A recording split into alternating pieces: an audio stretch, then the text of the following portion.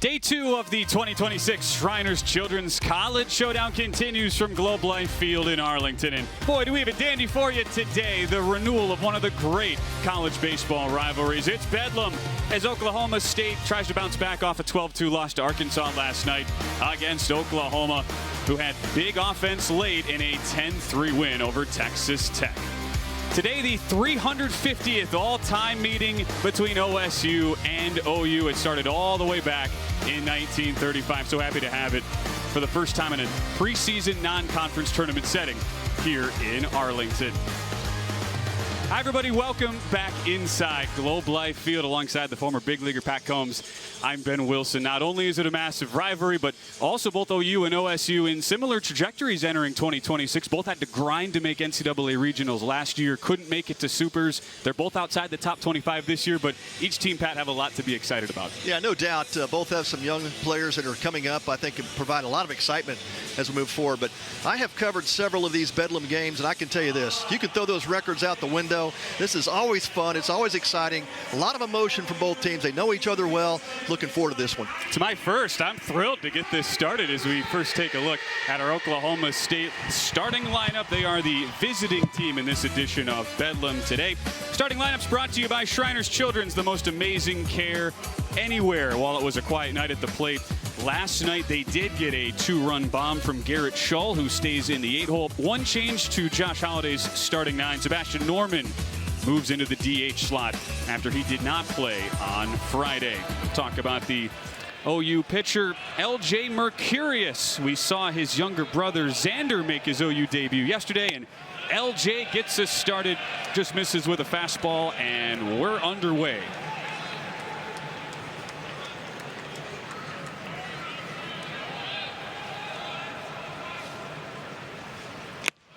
Fastball first down low, then it's a changeup high and outside. It was a one-inning debutant for the true freshman Xander Mercurius. Now it's his older brother LJ, who is a top-flight MLB draft prospect transferring in from UNLV. And he finds the zone for the first time. Guy with a big arm. We will see that fastball, Pat, touch 97 if he wants to. He could float up there. He's got electric stuff, and coming off an outstanding season at UNLV, had a 3.47 earned run average last season. 53 innings, 58 punch-outs. There's that heater. Starts off by facing Brock Thompson and Oklahoma State. And you'll see the fastball, Ben, as you talked about, mid-90s. He can touch 97. Really good slider. Low 80s with a 36% whiff rate on that pitch. There he goes, fastball, and he locks up Thompson on the inside edge. Good start for LJ Mercurius. Here are the numbers last season at UNLV, a sub-350 ERA. Not easy in a conference like the Mountain West with a whole lot of ballparks at elevation. There is no doubt. And his off-speed deliveries are just plus. He's got the slider, the low 80s changeup, and also produced about a 41% whiff rate. And he also earned a spot on the USA Baseball Collegiate National Team. This guy is the real deal. For good reason, as he faces off against Avery Ortiz. Can Oklahoma ride the success they had from opening day's starter, Cameron Johnson, who struck out a career-high 11 across 6 innings? It's a fastball just out of the zone, 1-1. Meanwhile, Oklahoma State certainly happy to have the quick turnaround when you get run ruled like they did against a really good Arkansas team last night. It was 95% Arkansas fans in here. Wave and a miss on the slider, and it's 1-2. So they certainly welcome the turnaround and the opportunity to face it against the old familiar foe and rival in the Oklahoma Sooners. As the 1-2 cracked out to right center, hit well, but it hangs up there for Nolan Stevens to make the catch. 2 up, 2 down in the first. Well, Josh Holliday loving to have Avery Ortiz back in the lineup. Missed a lot of last season with injury and makes solid contact there. Look at the Oklahoma defense. They were really solid yesterday, Pat. Didn't make an error in the field. Jason Walk running down a couple balls out there in center. Stevens solid in right. And Jackson Willits is the high-level prospect back for his 3rd season as starting shortstop. Colin Ritchie right into that makeshift deep right field position there for Kyle Branch. Not a complete shift, but Branch was positioned perfectly, handles it on the short hop. And LJ Mercurius needs just 10 pitches to get through a clean top half of the first.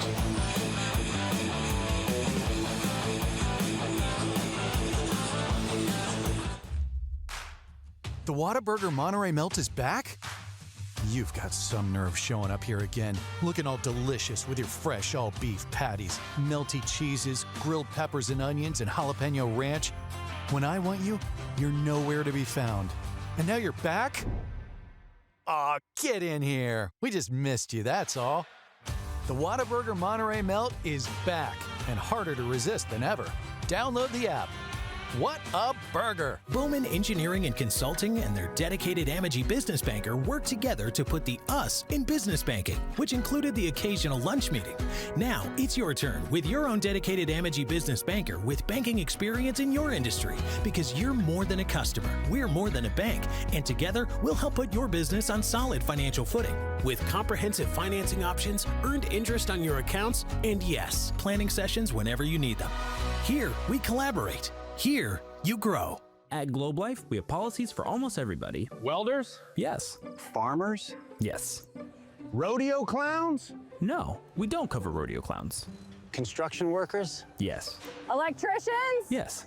Are you sure? Not rodeo clowns. Factory workers? Yes. Chefs? Yes. Birthday clowns? Yes. Ah, come on! Globe Life Insurance. Affordable coverage for almost everyone.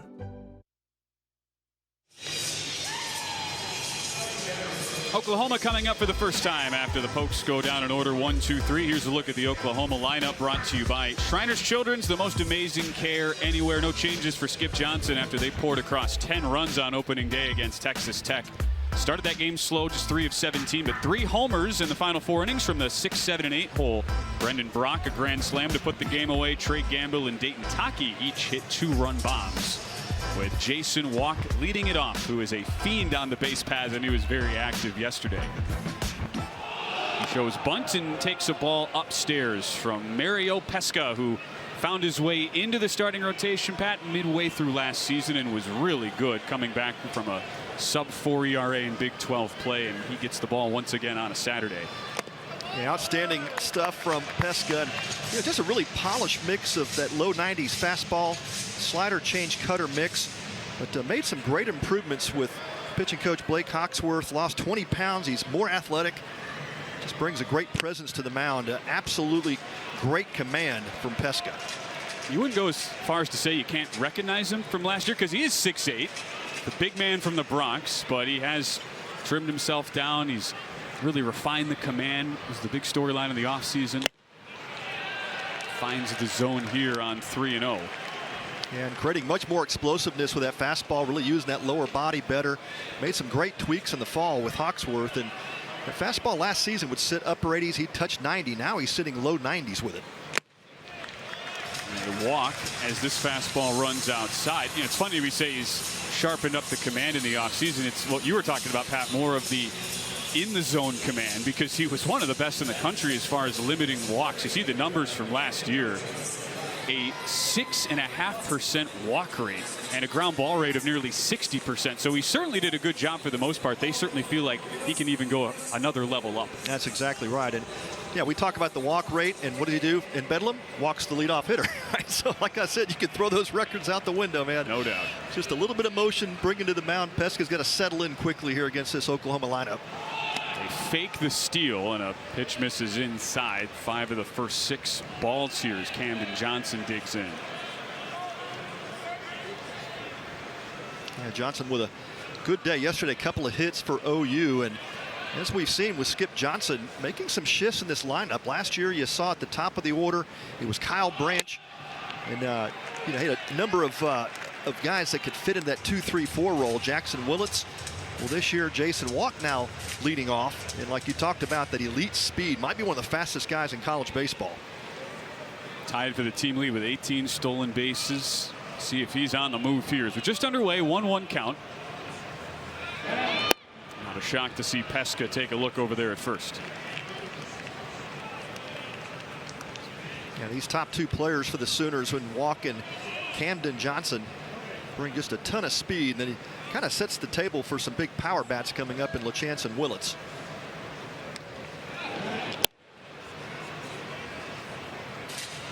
We found out, even though it was late in the game, Pat, what Oklahoma can do when they start to get a little momentum in that lineup. Started the 3 of 17 for the game, but 6 of their last 16 at the plate, 3 homers. They were all no doubters.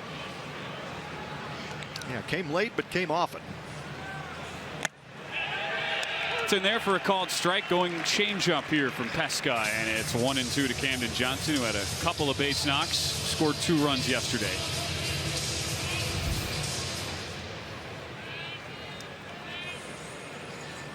See that in the zone movement from our flow tracker.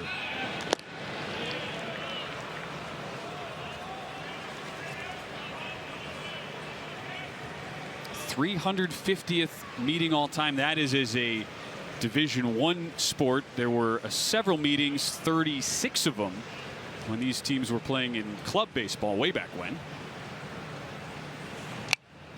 This one's fouled back, but a whole lot of history. You're talking almost 100 years now, Pat. We're looking at 91 since they first squared off in 1935. Yeah, tremendous history, and that's what makes this series so special. It's obviously the 2 big Division I Oklahoma schools, but you know, with such great baseball histories from both sides. The 1-2 fouled off. Yeah, Pesca known as a ground ball type pitcher, 58% ground ball rate.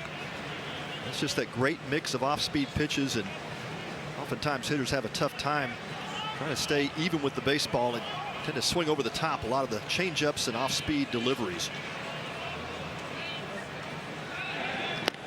He was somewhat of an unknown coming in last year as a transfer. I remember talking to Coach Holliday last spring when we were set to watch him make his debut, and he was just happy about the towering presence and the kind of interesting arm slot, even though he's so big. It's like, look, this is a guy with a high 3/4 slot. He's really deceptive, at good numbers at St. John's. Gets a swing and a miss here. There is that arm slot on display as the slider comes inside on Johnson. Yeah, no doubt. And what he's really worked on and become really solid at is just tunneling those pitches through the same arm slot. Meanwhile, behind Pesca in defense, Oklahoma State did have 1 error last night. It was a costly one. Avery Ortiz made it for OSU in the field, led to a 3-run inning for Arkansas. Outside that, it is a solid unit. Colin Brigham over at first, Aiden Miola, returner at third base. TP Wentworth, they've been glowing about his addition. The 2-way player transferring in from Clemson anchors the outfield and right. Yeah, great speed in center field with Colin Ritchie. He can flat go get the baseball, and the returning middle of the infield. And even though Ortiz made the error, he is pretty slick with that glove at shortstop. Still made some great plays last night. Wave and a miss. There's the slider. Gets LaChance out in front, who made his debut for OU yesterday. 1 for 4, the McLennan JUCO transfer. And that's exactly what makes Pesca so difficult to square up. He'll throw the off speed any count, any time. He just has great command and feel for those off speed deliveries. And talk about pitching at this level, the Division I baseball, and he's got it all. He really has great makeup. Again, not overpowering, but really hard to set up on a fastball when he's got so many off-speed deliveries to choose from. Just outside, 2-1. Mario Pesca. He really is New York through and through. It's Mario, not Mario, first off. What do you think his favorite TV show is, Pat? Oh, man. Put me on the spot here. I don't know. Sopranos. Of course. New York through and through. I didn't mean to put you on the spot. That's He's good. a big Sopranos guy. I like it. From the Bronx, he goes to St. John's. Stayed local. His nickname, I won't put you on the spot here, I'll just say it. His nickname is Big Mo. Big Mo, that works. I mean, yep. We are like 5 for 5 so far. Well, Sopranos, and I imagine The Godfather's right up there with it. High fly ball will drift foul into the seats. You know, first team all Big East. was a sub-3 ERA guy at St. John's in his second season. Had some ups and downs as a freshman, but you talk about that arm slot and that command of the fastball and slider really came to him as a sophomore with the Red Storm, and that's what got him on Josh Holliday's radar. And you saw just an example of that. 2-1 advantage count for LaChance, behind on a 90-mile-an-hour fastball. And that fastball plays up with his repertoire. 3-2 to LaChance. Runner goes. It is down low. Just misses for ball 4. A pair of walks in this bottom of the first sets up Jackson Willits. Yeah, very uncharacteristic of Pesca so far.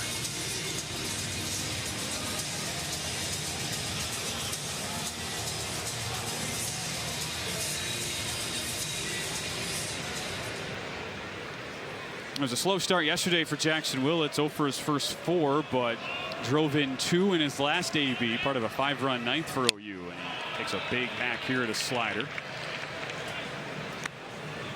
Quickly a tough spot for the Pokes. They got behind early, gave up a 2-run homer in the first to Ryder Helfrich in Arkansas last night, put them in a difficult spot against a great pitcher.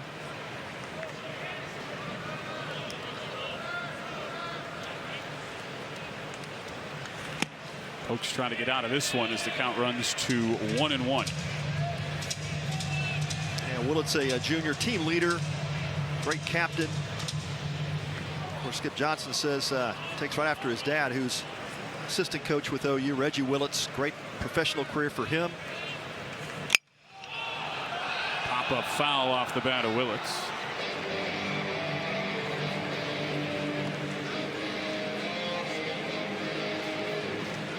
It's not like you look at Willits and think it's just super overpowering physically at the plate, but he's always had, even going back to his freshman days when we talked with Josh Holliday about him, with Skip Johnson about him, he said, look, the baseball IQ, just ability to position himself well in the field, it has always stood out since he was 16, 17. This ball gets to the backstop on a fastball coming upstairs, and now more trouble for OSU as Walk moves to third and LaChance down to second. It looked like Pesca was reaching back for a little bit more on that fastball. Just overthrew it. Gets by Campbell Smithwick. Able to get a glove on it, just could not get to the top of that pitch. And you know, a couple of RBIs sitting out there for Willits. Big spot early, 2-2. Runners on second and third with 1 out. Cracked foul again. Pesca only had 1 game all of last year where he walked more than 2 batters. He's already walked 2 here in the bottom of the first, and that game was more just due to the longevity. He went 8 strong in a win at Baylor, shut down the Bears. I think you were calling that game, Pat. I did. The 4 walks didn't really feel like he was struggling with command. I think he gave all of 1 hit in that game. 4-0 win in that one for OSU. But he misses outside, and it is a full count. Do have first base open here with Nolan Stevens on deck. Yeah, first base open. See if Pesca tries to avoid the damage with Willits.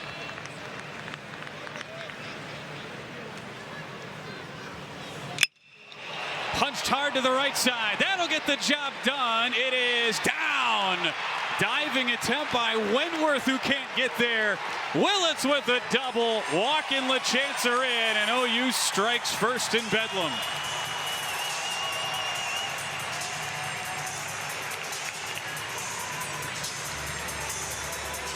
Well, probably an ill-advised pitch from Pesca. Got first base open. Gave him a pitch out over the middle plate, and that's a pitch that Jackson Willits typically doesn't miss. And he barrels it up into the gap. Looked like Wentworth had a shot at it. Made a diving attempt, just came up a bit short. Back up there by center fielder Colin Ritchie to get the ball back in, but not before a double off the bat of Willits with a couple of RBI to start. 0 for 4 start for Willits, and now back-to-back plate appearances going back to yesterday, driving in 2 runs apiece. As Nolan Stevens takes the ball down and in. And part of the problem for Pesca so far is just falling behind hitters. You do that with a great lineup with Oklahoma, and it's just not a good formula for success. Wave and a miss here. It almost feels like the slider's been the more reliable of the two pitches. Fastball commands just let him down a little bit. Yeah, and he's keeping that slider down in the zone and unfortunately missing up and out over the plate with a number of his fastball deliveries. And look, that's what can happen. You know, first start of the season, you got the adrenaline flowing. It's a bedlam game. Probably the earliest bedlam game we've ever seen in this series. Second game of the season. Really hard to get that excitement under control, and Pesca needs to find it quickly.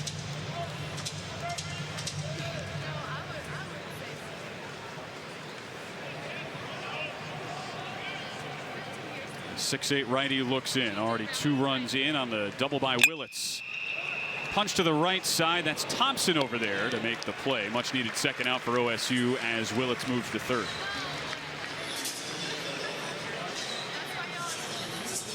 And Brendan Brock comes up, who made his debut a memorable one, didn't he, Pat? Grand slam to put the cherry on top for Oklahoma's 10-3 win yesterday. Yeah, sure did. And what a luxury for Skip Johnson. Of course, Brock brings a ton of athleticism. You know, you'll see him behind the dish at some point in this season. The transfer from Southwestern Illinois College, and just a great athlete, very versatile. Of course, supplying a ton of power as we saw it on display yesterday. Takes a called strike.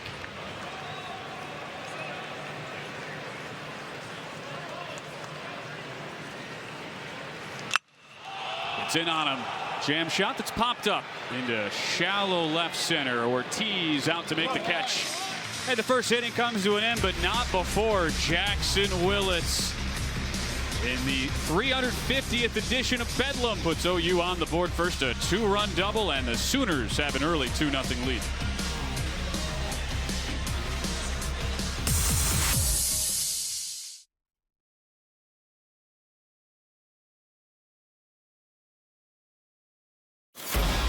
The appetite for destruction returns. Guns N' Roses World Tour 2026. One night. Globe Life Field, September 9th.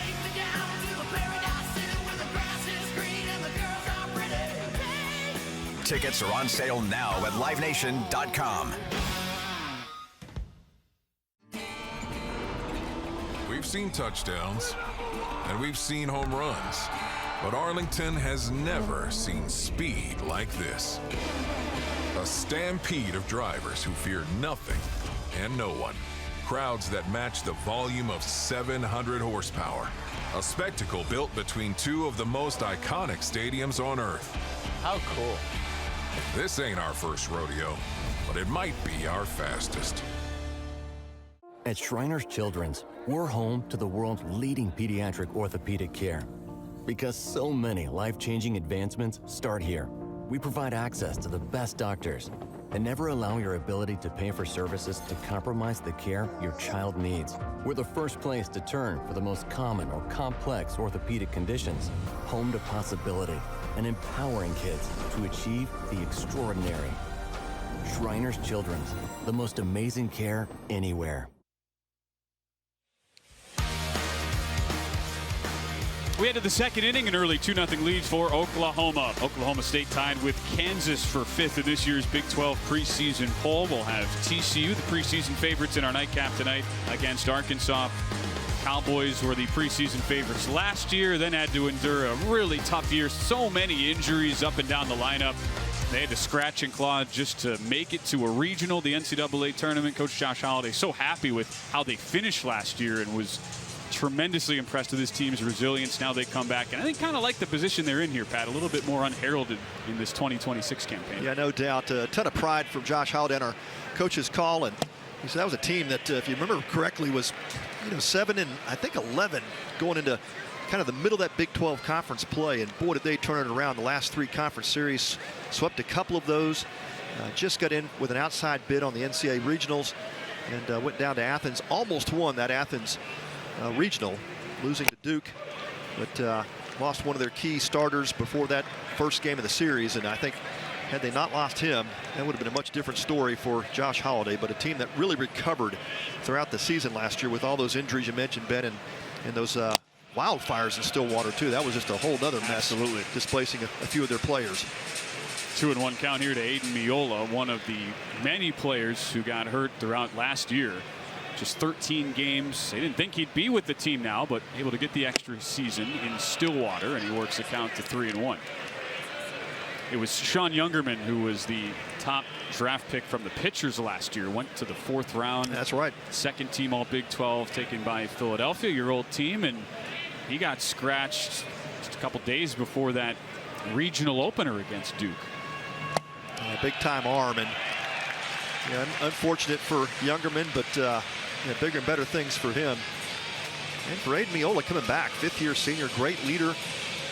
Takes the walk, first poke, runner on base.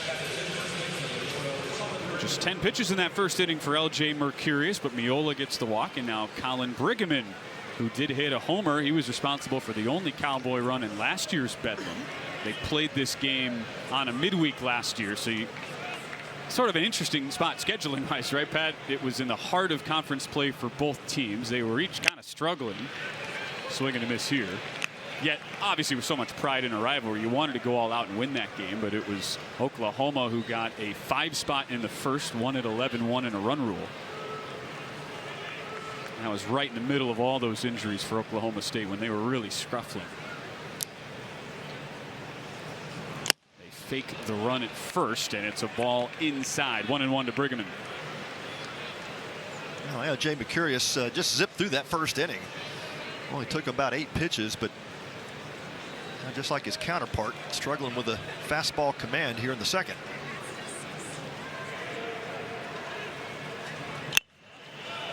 Chopped foul as it goes to the changeup. Good battle here between Colin Brigham, preseason All Big 12, and the second team All Mountain West pitcher in LJ Mercurius, who had a complete game against the ultimate best team in that conference, their big rival for UNLV. Nevada had 12 punch-outs and a complete game shutout. A lot of life on that fastball, but it runs inside, 2-2. Yeah, Brigham, one of those returning 5th-year seniors, and benefited the Diego Pavia rule, and got that extra year. And boy, Josh Holliday could not be more happy to have him back in the lineup.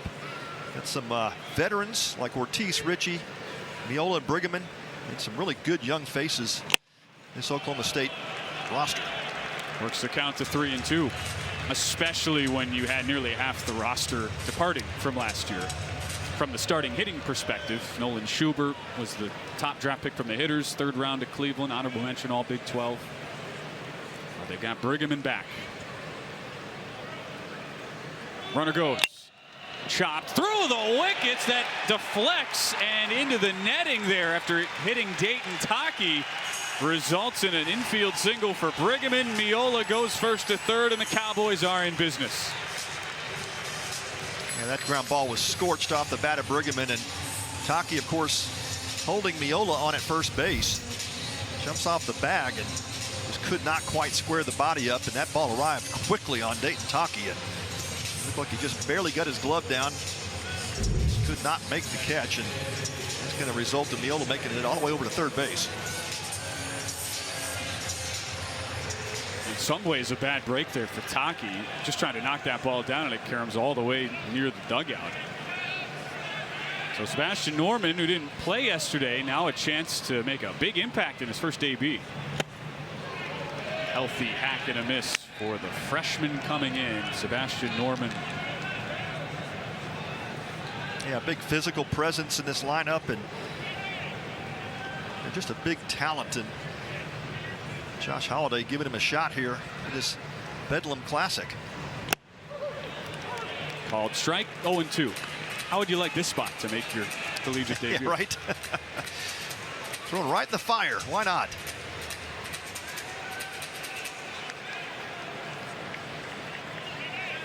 "27 underclassmen on the roster this year for Oklahoma State." Coach Holliday telling us he was so excited to see how his young guys in particular handled the really tough opening season schedule. Fastball just misses the outside edge. You saw Brendan Brock, the OU catcher, set up outside and Just missed that corner. It's a good 0-2 setup pitch. See if he comes back with the slider. Good job just to catch a piece. It's so hard to lay off that slider, especially if you're a righty. Looks like it's starting right in the breadbasket for you, and it just zooms out of the zone. Great job by Norman. Just get a piece of that, keep the at-bat alive. OU defense playing back, double play depth. They'll concede the run if Norman can put it in play. Back to the slider, though. And this time, Mercurius gets the wave and a miss for his second strikeout. Yeah, big K there from Mercurius. Keeps that double play in order, and it's a huge strikeout. See that pitch start middle away and just duck down out of the strike zone, and Norman swings over the top of it. Based on our flow tracker, that on a 1-2 pitch pat's about as good as you can do placement-wise. That's exactly where you want to throw it. Campbell Smithwick made his Oklahoma State debut yesterday. Foul tip for the new catcher brought over from Ole Miss.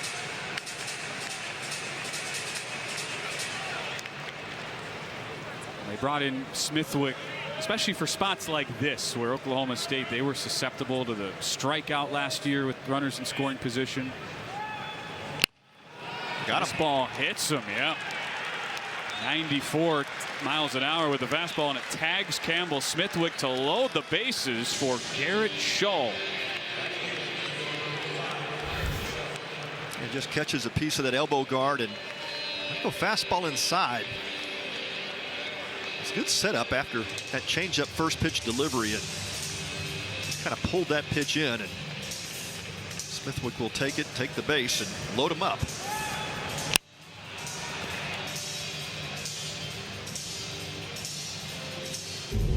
Well, you can hear it.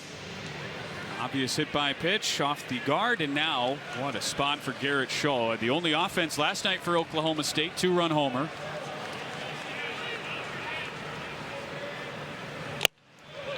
It's a fastball on the inner half. A highly heralded freshman last year, did struggle at times putting the ball in play, a near 40% strikeout rate, but he still hit .314. This was a guy with a big amount of pop. Yeah, got the fastball there, couldn't pull the trigger. On a bunch of the plate, but Curious quickly out in front.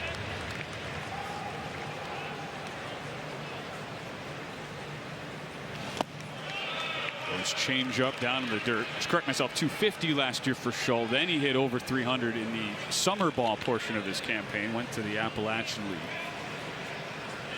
Yeah, did a good job of cutting down the strikeouts, and one of the things that he placed a lot of emphasis on, just more bat to ball skills, and especially cutting that swing down with 2 strikes. See if he can do it here. On low and inside.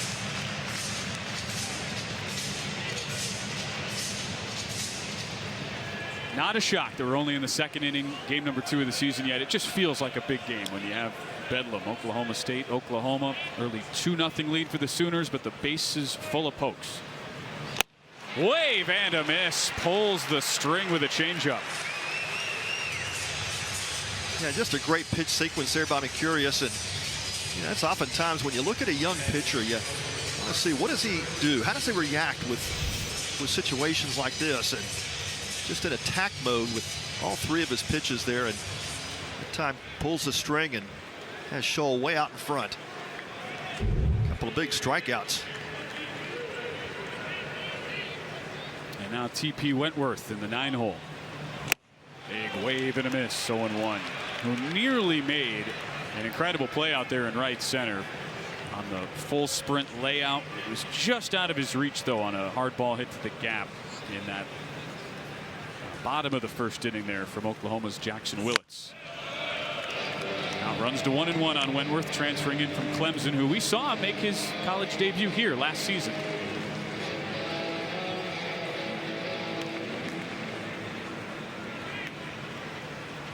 Three strikeouts already for Mercurius. Misses with the changeup, 2-1. Yeah, good read there by Wentworth. Seeing that changeup delivery well below the strike zone, but oftentimes a pitch that you'll chase.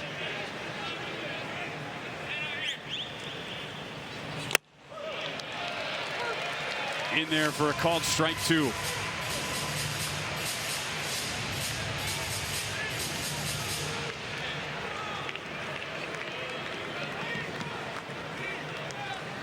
Couple of big-time transfers squaring off here. Swing and a foul tip held onto. Brock brings it in, and Mercurius strikes out 3 in the inning to get out of a jam. Still 2-0 Oklahoma to the bottom of the second. Every shot starts with belief. Something extraordinary can happen. Shriners Children's provides hope, healing, and the chance to dream big. They never allow the ability to pay to compromise the care children receive. Shriners Children's empowers the extraordinary, and you can too.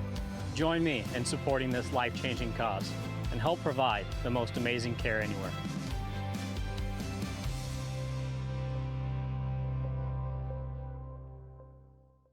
The biggest weekend in rodeo is coming to Arlington, Texas.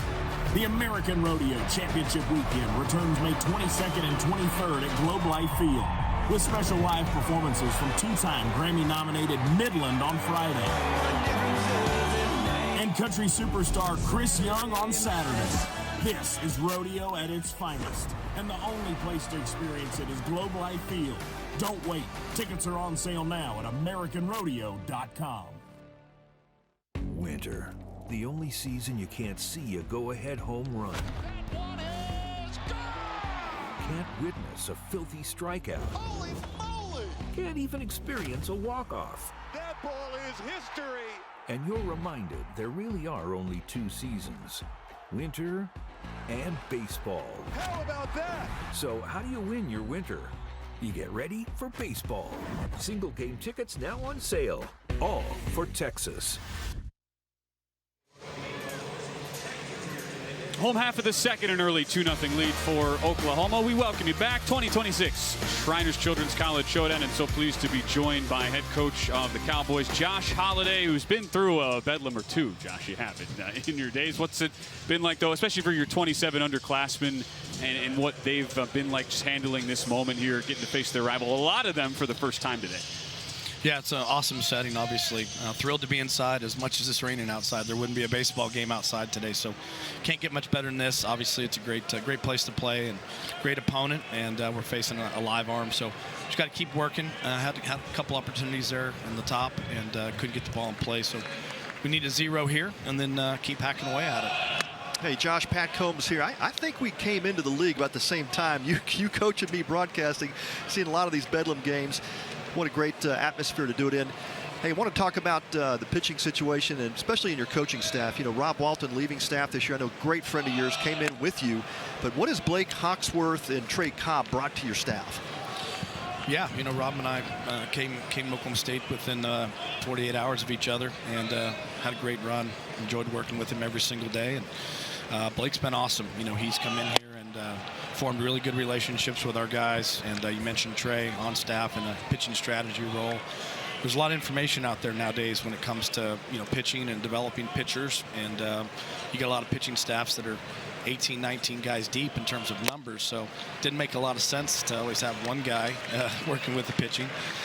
So they're a good team. But Blake, as our pitching coach, has done a great job. It's a lot of kids to learn, a lot of different backgrounds to learn. And then obviously the instruction that goes into developing each guy. They're all a little different, right? You know, tall guys, shorter guys, sinker guys, four-seam guys, and nowadays there's all kinds of new pitches. So tons of work, but he's an excellent student of the game and a very good teacher. Yeah, that's great, Josh. And I know you went through a great process to get Blake to come over. But a great legacy with Rob, and I know he'll be missed. One thing I wanted to ask you about Bedlam. What's been your favorite moment in Bedlam history? As you've been a part of this program for a long time as a player and a coach, but what's been your favorite moment? One stick out? Oh, I think probably just for me, I've had a lot of different views on it. Had the view as a little boy in the stands watching, and that was always fun. All the great players on both sides. Then had the unique experience to play in it for 4 years, which is something that, you know, a lot of memories from the playing side. And then now having coached in it, I've seen it from all angles. I know there's always been a level of energy and attention placed on the games. That was always something fun. In the state of Oklahoma, football is a big deal. But in the springtime, when Oklahoma and Oklahoma State play, baseball takes center stage. So it was just the energy. It was the packed crowds in Oklahoma City at All Sports Stadium. It was when it moved around from Tulsa to Oklahoma City and now back to campuses. And obviously it's a little different now. No longer in the same conference, but we're still playing each other on a yearly basis. And then this unique opportunity to play here in this tournament, which, is unique. We've never played each other this early. So I'd say it's a pretty deep history, Pat, of all the things that I love about it. And there's just been so many moments. I mean, there were some moments that used to be pretty unfriendly back in the day that had a lot of highlights. Right. And so I observed those. And then, but no, it's great baseball. They got an excellent ball club, and we enjoy competing. You got the healthy perspective. We're just happy to have it here today, Josh. Really appreciate the time as always. Thanks so much. Okay, thank you. So after a walk to start the inning, a little flare that will fall, and a third run coming in for Oklahoma. Trey Gamble stole second on that strikeout by Taki, and now he comes home as Kyle Branch drives him in with a single. Yeah, a bit of a manufactured run there. The leadoff walk to Gamble and able to swipe second base, and it just set the table for Kyle Branch. We talked about the luxury that Skip Johnson has, having Kyle Branch at the bottom of this lineup, almost like an additional leadoff guy. But big-time run producer last year for the Sooners, and doing it again in 9-hole. A good move. They got Branch leading the wrong way, and he is gunned down. Yeah, great move by Mario Pesca. Some quick feet for a 6'8" guy, right? Oh, yeah. How about that? Yeah, excellent pickoff move, and definitely had Branch taking that extra step and had him leading the wrong way, and the tag applied by Brigham. Got to feel good for Mario. Been a tough start from a command perspective. More walks already than all but one appearance last season. With a dangerous hitter at the plate, too. Good to get walk up there now with nobody on and 2 out. Just misses outside here, though, and it's 2-0 to Walk, who hit a grand slam as part of that 11-1 OU win last year in Bedlam. And they went to O'Brate and Stillwater to do that, even though it was a midweek. I think that pickoff just a testament to the work that Blake Hawksworth has put in with him. And thinking about the pounds that Pesca dropped, don't know if he makes that throw last year, but certainly much more athletic body and build this season, and quick feet on that pickoff. Finds his own here with the fastball. Yeah, when they talk about explosiveness, it's not just with the velocity. So much else that goes into that, pickoff moves being one of them. See if that just gets Pesca to settle down a little here. He does just find the inside edge. Good pitch on 3-1, especially with a guy as fast as Walk is.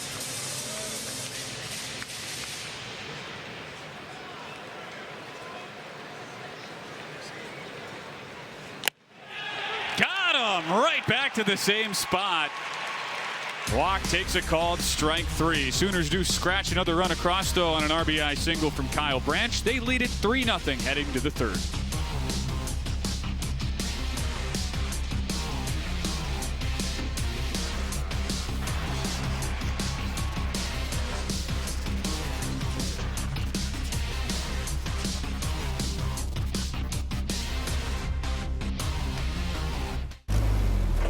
There's a big deal going on at Whataburger, like the new Big Ranch Wrap, a crispy chicken strip, buttermilk ranch, cheese, and fresh veggies in a warm tortilla. Or go bigger with 5 premium Whata chicken bites. Or go bigger than big with our Bacon Cheese Whataburger Jr. with fresh 100% beef and melty cheese. Make it even bigger with fries and a drink for a little more. Now that's a big deal. The Whata deal, now at Whataburger. Download the app.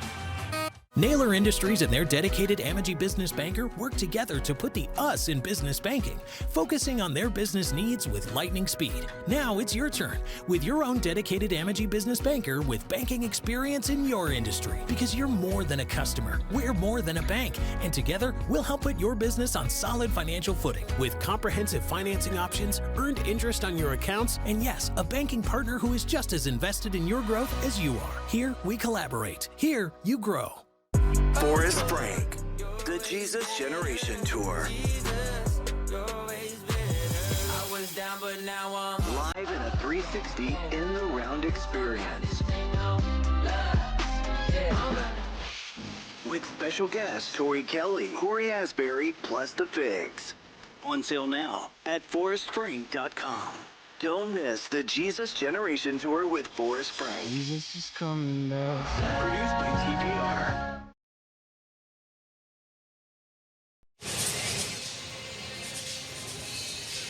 A 3-0 Oklahoma lead. A look at how the Sooners fared year one in the SEC.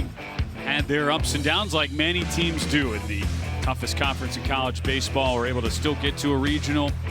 Made it to the regional title game where they lost to North Carolina. One of the best batting averages in all of D1. They were tops in the SEC in triples, second in stolen bases.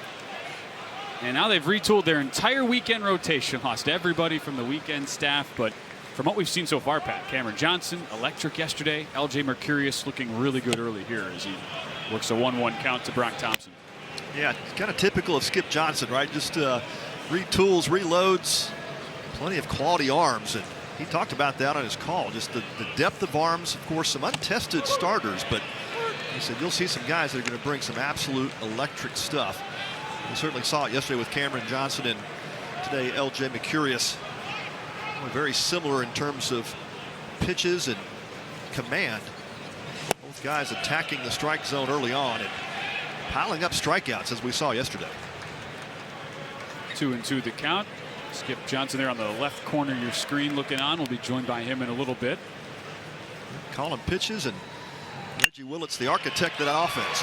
Here Brock Thompson loops one up and over the head of Willett's leadoff base hit for the Cowboys in desperate need of a little spark here, down 3-0. Well, good to see that from Brock Thompson. And coming off a tweaked ankle in the fall, and thought that might limit him in the spring, but he recovered and really just a catalyst at the top of that lineup. And not a tremendously large build, but popped 8 home runs last year. Great wheels.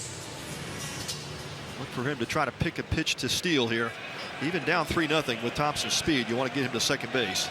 Swiped 12 of them last year. Big wave and a miss by Ortiz. First pitch slider from Mercurius. It's the sort of confidence he has in that pitch.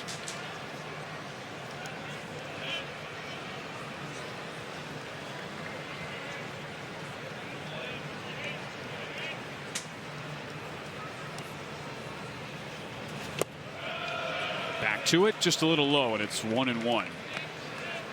Yeah, Avery Ortiz, unfortunate last year, only played 17 games, missed most of the season with that torn quad, and really took a spark out of this lineup for Oklahoma State. One of those many injuries you spoke about earlier, Ben, but great to have him back healthy in this lineup. Takes a healthy hack, 3 sliders to start the AB. And it also was not just a single injury, but it caused their entire infield to be shuffled around last year for Oklahoma State, mid-season no less. So they feel like with that returning production, they've got a really good core.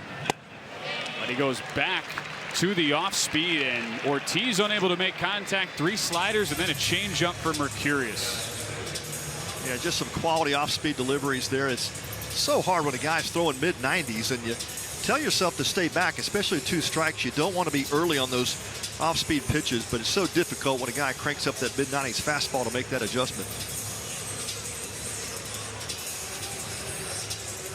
5 strikeouts already for Mercurius, and that is if you're tracking at home now. From the 2 starting pitchers yesterday, Cam Johnson, Mercurius today. He just misses with the fastball here to Colin Ritchie. It's 8 1/3 innings, 16 strikeouts. Wow. Oh, and no runs. Right. No run, no earned runs. Little added value there.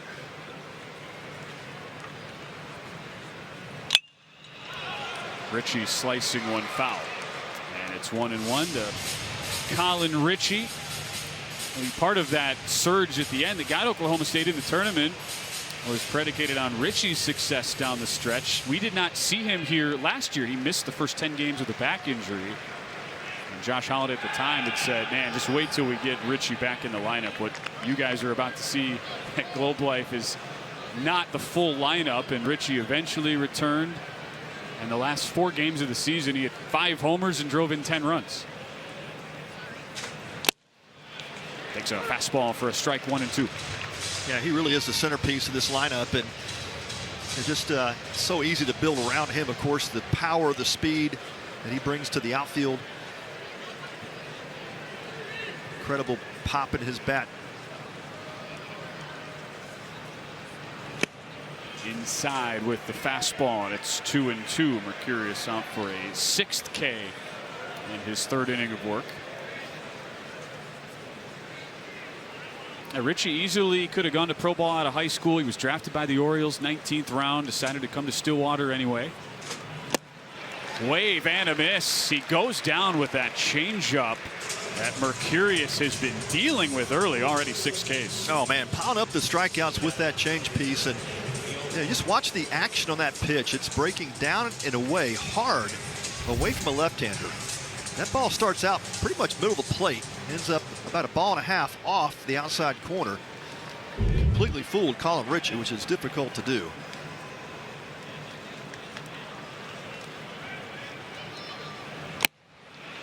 Miola taking a called strike. Every time we have seen that flow tracker with LJ Mercurius, it seems like just what you talked about. Starts middle, ends up a ball and a half off. That's it. Just so difficult. And the other thing he does, he tunnels those pitches so well. It's just a very consistent delivery. The arm angle's consistent. Really difficult for a hitter to pick up any type of spin off that release point. Mercurius is rolling right now. Up 0-2 on Miola after the leadoff single to Thompson.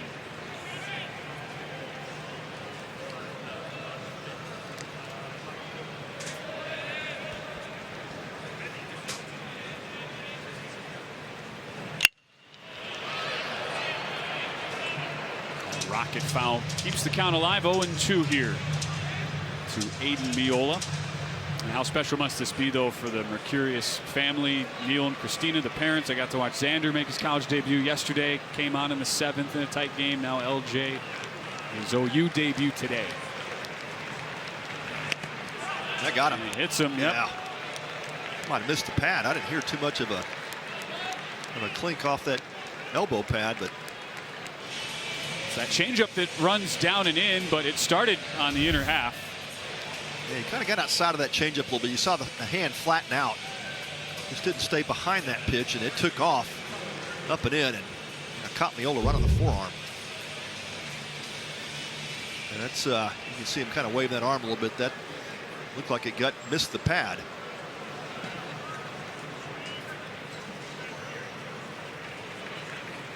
Sooners move 3 to the right side of second base with the power hitting lefty Colin Brigham taking a healthy hack right through a fastball. Yeah, got that fastball up out over the plate. Put a good swing on it, but one of those high spin fastballs, and it's difficult to square it up. Another big wave and a miss. 35 career homers for Colin Brigham.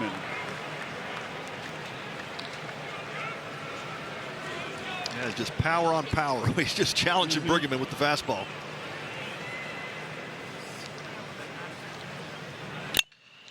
Chopped fair, nicely handled by Taki. Takes it himself to the bag, and Mercurius works around 2 base runners to record another spotless inning. 6 punch outs for LJ Mercurius, whether it's fastball, slider, or changeup. He's doing it all today. Oklahoma up 3-0 to the bottom of the 3rd.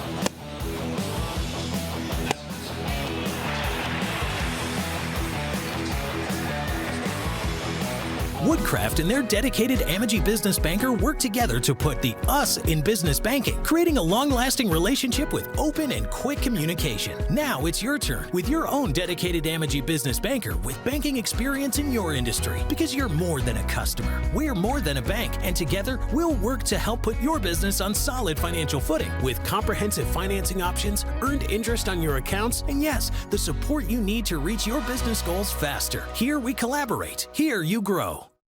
Every at-bat. That one is gone!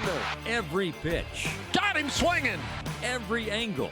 He will score, and the Rangers are in front. From pregame to postgame, from the truck to the booth. I hope you're fired up at home, sitting on the couch watching your favorite baseball team. It all starts here. Rangers Sports Network, the official home of Rangers baseball.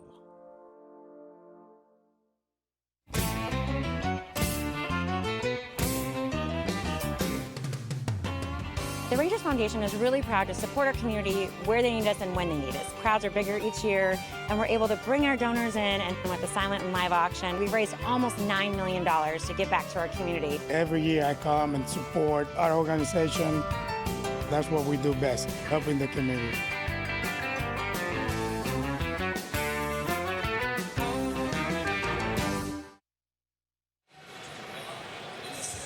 3-0 Oklahoma to the bottom of the third. We got a chance to catch up with Josh Holliday from OSU earlier. Now we speak with Skip Johnson, ninth-year head man of the Oklahoma Sooners. Coach, looking at a couple of your opening weekend pitchers here. Cameron Johnson, 6 innings, 11 Ks. LJ Mercurius, 6 punch-outs in his first 3. What has impressed you the most here about the starters out of the gates? He's getting ahead. I mean, he just got to execute some more pitches with 2 strikes, you know, and that's the biggest thing for him.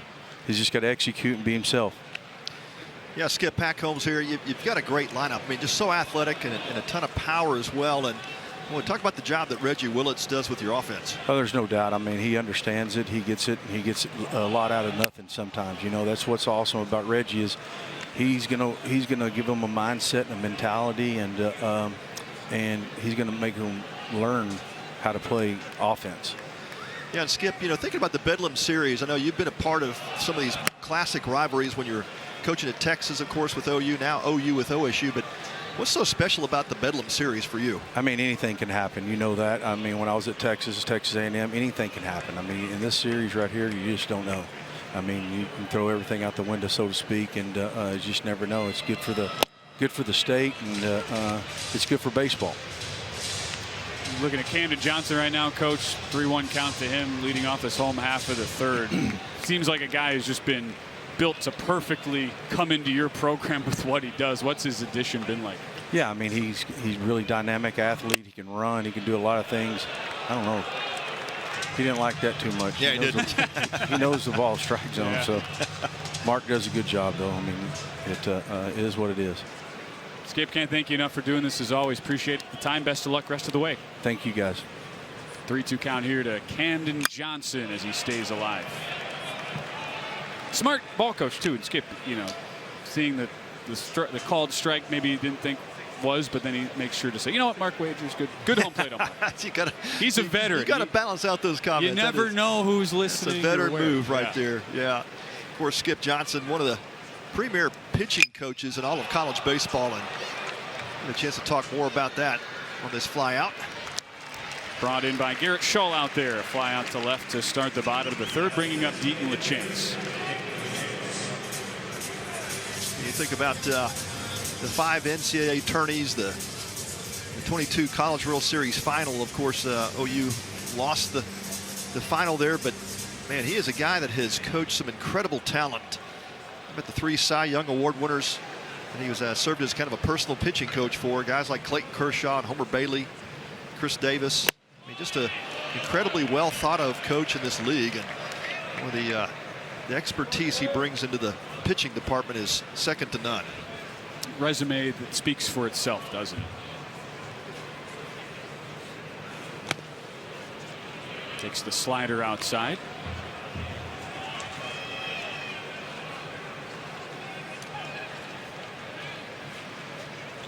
Deaton LaChance, part of a big-time transfer class coming in. Just misses 2-1.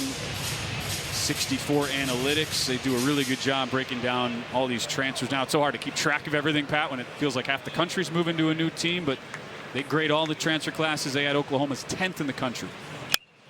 And LaChance, a big reason why, as he fouls it off. No doubt. He's one of the bigger names that hit the portal out of the junior college ranks, and Deaton LaChance is really well put together. Great catcher, really runs the pitching staff well, is what Skip tells us, and developed some great relationships very quickly when he came onto campus. But yeah, the home run power, 21 home runs last season for McLennan Community College. High chopper foul.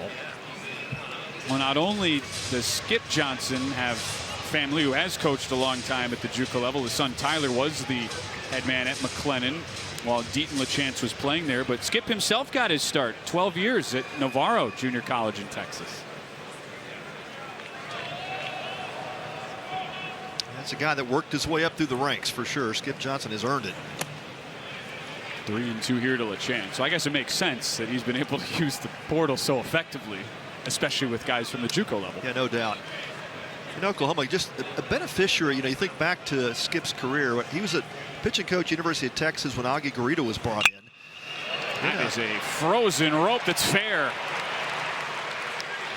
Played off the sidewall by Scholl with LaChance into second. Second time he's reached, and he's on board with a double. Yeah, that delivery from Pesca just kind of hung up in the middle of the zone there, and good job by LaChance. Just let that ball travel. The ball was smoked. Good job by Scholl to get it back into the infield quickly, hold him to a double. Yeah, just talking about how Skip Johnson got to Oklahoma, you know, looked like he could have had a shot at the head coaching job at the University of Texas. Texas hires David Pierce instead, and Oklahoma says, okay, we'll take Skip Johnson. I think it's worked out quite well for the Sooners. Ball outside here to Jackson Willits. It's also wild to think about the fact Skip goes to the Oklahoma staff. Pitching coach for Pete Hughes, was only there a year. Hughes gets let go, and it just kind of works out. Sooners have this guy already there, falls right into their lap, and here he is almost a decade later. And it's not like Pete Hughes, more of a new scenery did him well. He goes to Kansas State, has had a ton of success there in Manhattan. Yeah. 1-1. There's a fastball that just misses. 2-1 to Jackson Willits, who drove in the first two of the game with a double back in the first. And we will have a chance to see those Wildcats here next weekend.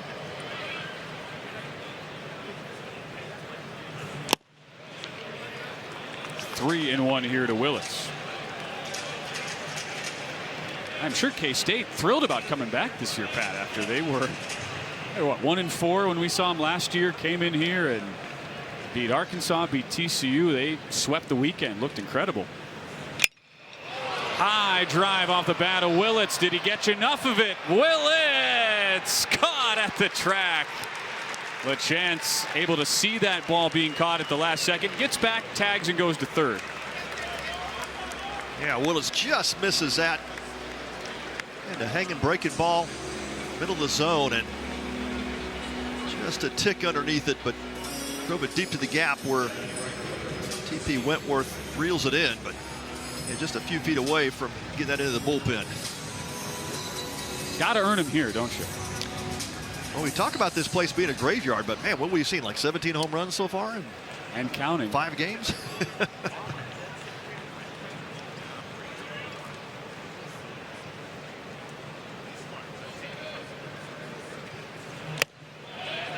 Called strike here to Nolan Stevens. Yeah, if we got to 25 by the end of this weekend, it would not surprise me at all.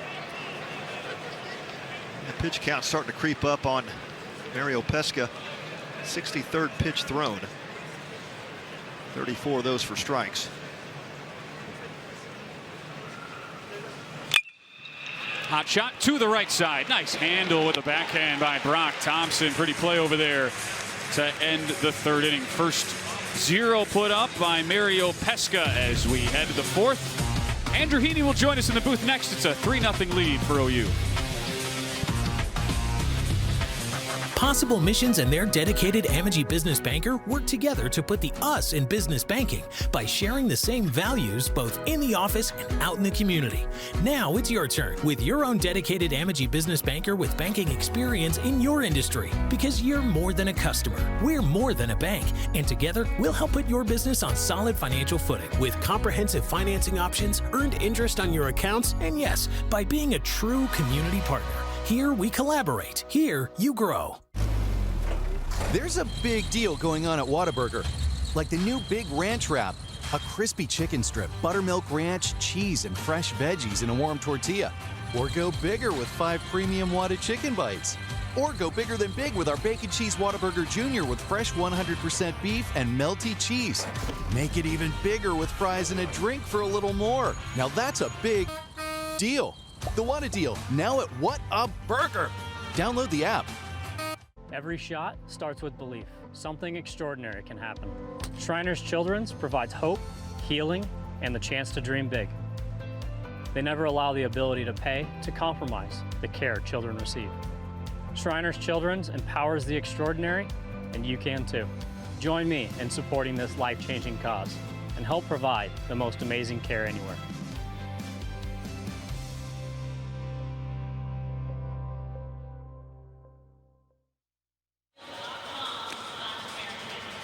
3-0 lead for Oklahoma as we head to the fourth part of this outstanding weekend of baseball hosted by the Texas Rangers here at Globe Life Field. So pleased to have a former Ranger World Series champion. He's Andrew Heaney, former Oklahoma State Cowboy as well. Joining us, Andrew. Thanks so much. Absolutely. Thanks for having me.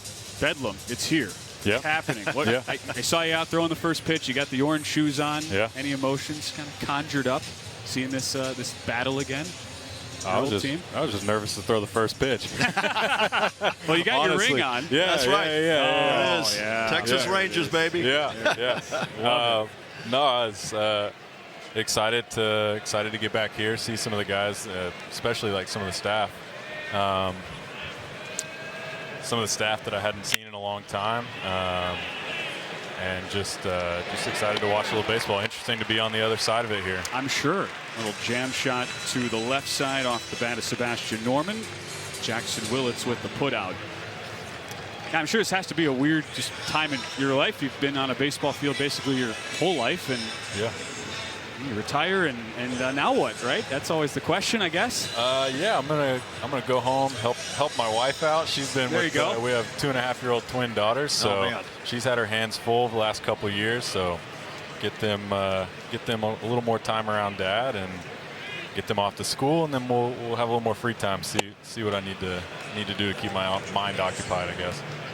Well, Andrew, I had a chance to call a number of Bedlam games and came into broadcasting at the same time Josh got to Oklahoma State, watched your career. In fact, you and I met at Dallas Baptist one day years ago, and I just had the great joy of watching your career. Now, I know you're a bit of a journeyman, but you landed in the right spot at the right time with the Rangers. Talk us through that journey. How'd you get here? Oh, man. Well, we can go all the way back. Drafted by the Marlins, got to the big leagues quickly, and then traded over to the Angels. Was there for 7 years almost. Traded to the Yankees, short stint, year with the Dodgers, and then signed a 2-year deal here with the Rangers. So I was here in 23 and 24. Amazing timing. For me. I mean, good call. It was it was amazing. Getting to be here. This is close to home. You know, I'm an Oklahoma kid, so as close to home as I was going to get in the big leagues. 23, we win a World Series. My first children are born, so I have nothing but amazing memories here. Watching Garrett Shull at the plate. 2 out, nobody on here in the top of the fourth. As he waves and misses one from Oklahoma City. So I'm curious, what was the dynamic growing up? How did the recruiting process work? I know a lot of schools wanted you, including the Pokes and the Sooners. Yeah, I got recruited by a decent amount of Big 12 teams, really, and I kind of knew I was going to stay in state. Just wanted to be a little bit closer to home, a little bit easier on the finances to be able to, I was a good player. I'm not saying I wasn't good, but I wasn't getting the full ride, and I wasn't getting paid to play like the kids are now, which is great for them. But I mean, it was really honestly kind of down to OU and OSU, and just had a better feel, better vibe. I'm probably more of an Oklahoma State. Come from an Oklahoma State family than I do an OU family, so that helped a little bit, and I don't regret it at all. Had a great 3 years there and really enjoyed it. We can't thank you enough for spending a few minutes with us up here in the booth, Andrew. Congrats on all the success. Best of luck here as you go into retirement, being a dad. Thank you. Great stuff. Andrew Heaney, former Texas Ranger and Oklahoma State Cowboy, part of that 2023 World Series championship team as we come back from Globe Life after this.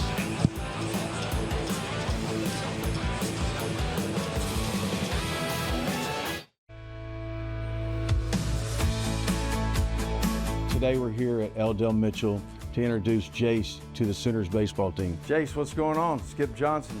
Welcome to L. Del Mitchell and the University of Oklahoma. How's it going? It's going good. Good. I'm having a prosthetic. I had it for about my whole life. His femur bone did not grow in the womb, and he had his leg amputated at 8 months old. He received his first prosthetic at Shriners in Shreveport, Louisiana at 2 years old. He's been over 140 times, so it's probably doubled that now because he has been going since he's been 2. And his prosthetics, I think he's had a total of 18. Playing this tournament allows us to support Shriners and their mission to take care of kids, regardless of their family's ability to play. If this game was up to just one person, I don't think anyone would ever be successful. Shriners children, knowing that they're going to be behind you at all times, it just lets weight off your shoulder. Being here today, it just goes to show that he can do pretty much anything. That's all cause of the Shriners, helping them get this far.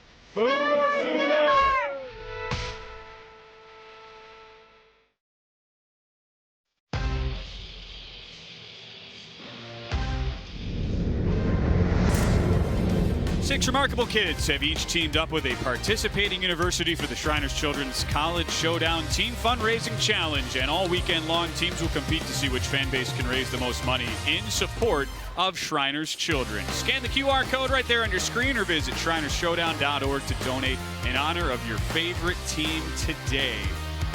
There is a look at your up to the second scoreboard. Almost 110,000 donated, and we're not even halfway through the weekend, Pat. Also, it's a nice little addition. We've got the standings as well. So it's Bedlam, and now they're updating this after each game. So because Texas Tech was in Vanderbilt playing the early games, they came in here. They were toward the bottom of the standings. It's a hard drive is sent into the gap out there in left center. That is down, banging off the wall.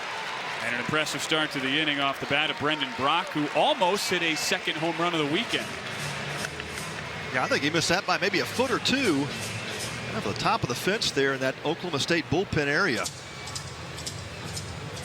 Rattles around in that corner where the fence comes together from center field to left field, and just off the top of that progressive sign. And how about that?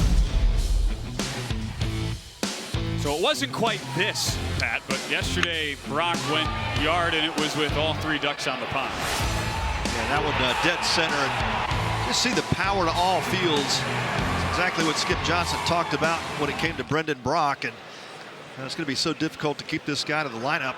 He does serve as a backup catcher, but with a power like that, you got to keep him in the everyday lineup. So Trey Gamble calling time, goes down to the first base coaching box, gets a quick word in.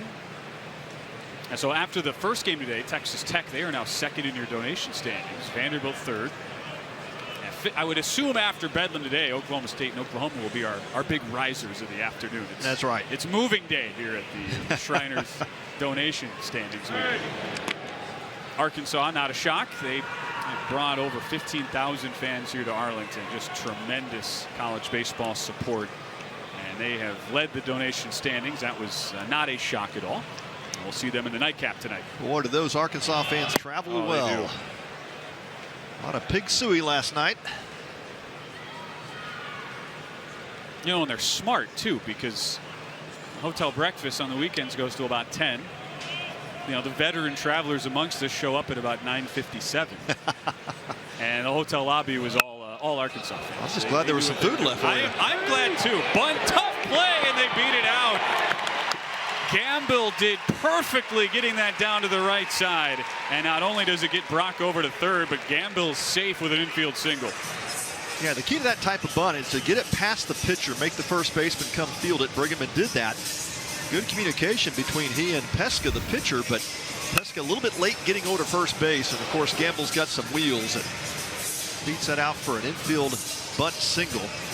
That does move Brock over to third base. That looks like it could be all for Mario Pesca. 69 pitches for Pesca. His afternoon comes to an end, responsible for the runners on first and third as Oklahoma State goes to the bullpen for the first time. trailing 3-0 here in the bottom of the fourth. We'll get you set up on a new pitcher when we come back. 350th edition of Bedlam. Oklahoma with the early edge.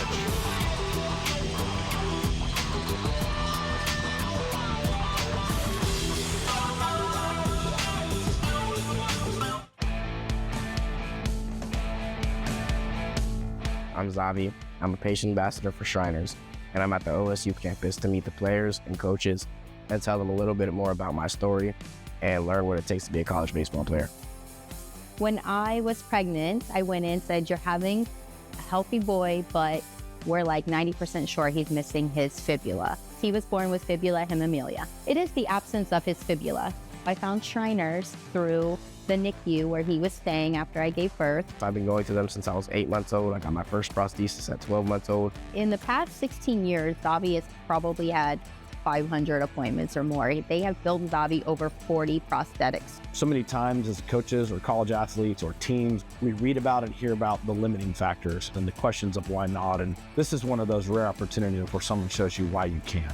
I got to see him take some ground balls out there, and just knowing that he's not limited to anything because of price, just awesome that Shriners do that for kids like him. I'm really excited to represent Oklahoma State at the Shriners Children's College Showdown. OSU Cowboys!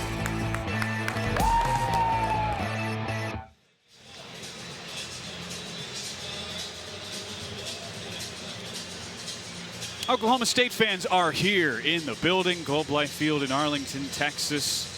Great to have this venue today specifically, Pat. It was an absolute monsoon outside, continuing to rain throughout the day. Oklahoma State, though, in need of a spark here. They're in a jam, down 3-0, runners on the corners, nobody out as they go to the bullpen, and the veteran Brennan Phillips set to make his 40th career appearance for the Cowboys. Yeah, Phillips is a really key piece of that bullpen this season for Josh Holliday and the Cowboys, and really came on the scene strong at the end of the year last season. Gave a tremendous outing against Duke in that Athens regional. Phillips went 5 innings, 8 strikeouts, only 3 runs allowed, and really eye-popping stat as he holds right-handers to a 179 clip last year, and pretty unusual for a left-hander to be that dominant against righties, but maybe a fastball that touches the 90s and curveball changeup mix. They bring him in against the lefty here, Dayton Taki.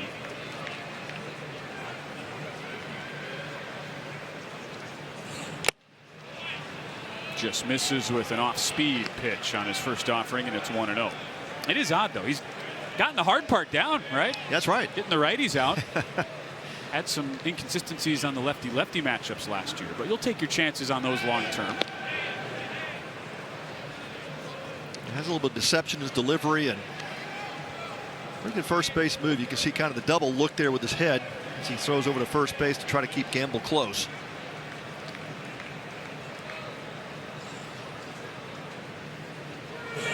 Taki showing bunt as he pulls it back, 2-0.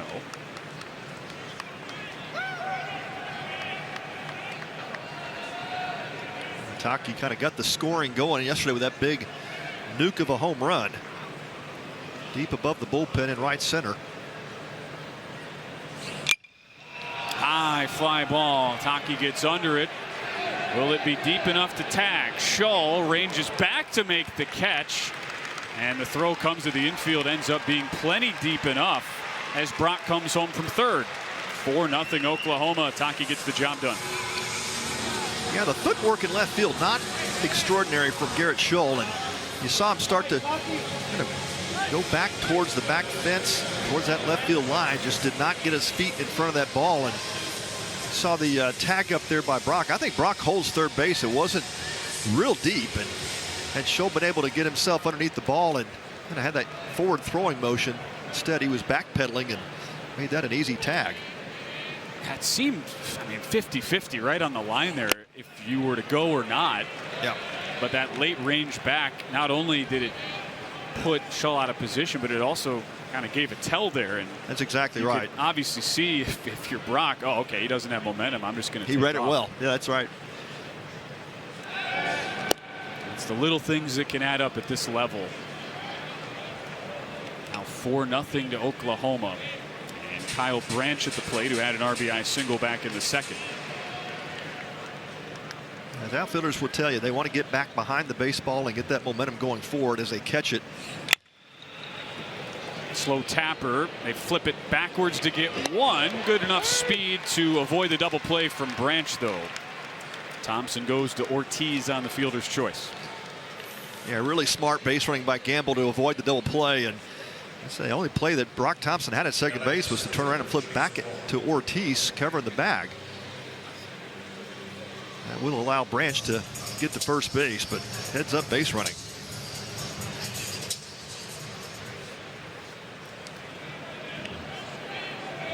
So Mario Pesca's line complete, 3+ innings. He is still responsible for Branch, I should say, at first, but that 4th run charged to him. 4 earned runs in 3+ innings, giving up the 5 hits along with 3 walks, 3 strikeouts. But better days ahead for Pesca from a command perspective.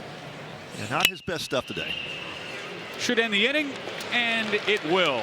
Ortiz back to Thompson. They get the fielder's choice to retire Jason Walk. OU adds another one, though. They lead it 4-0 after 4.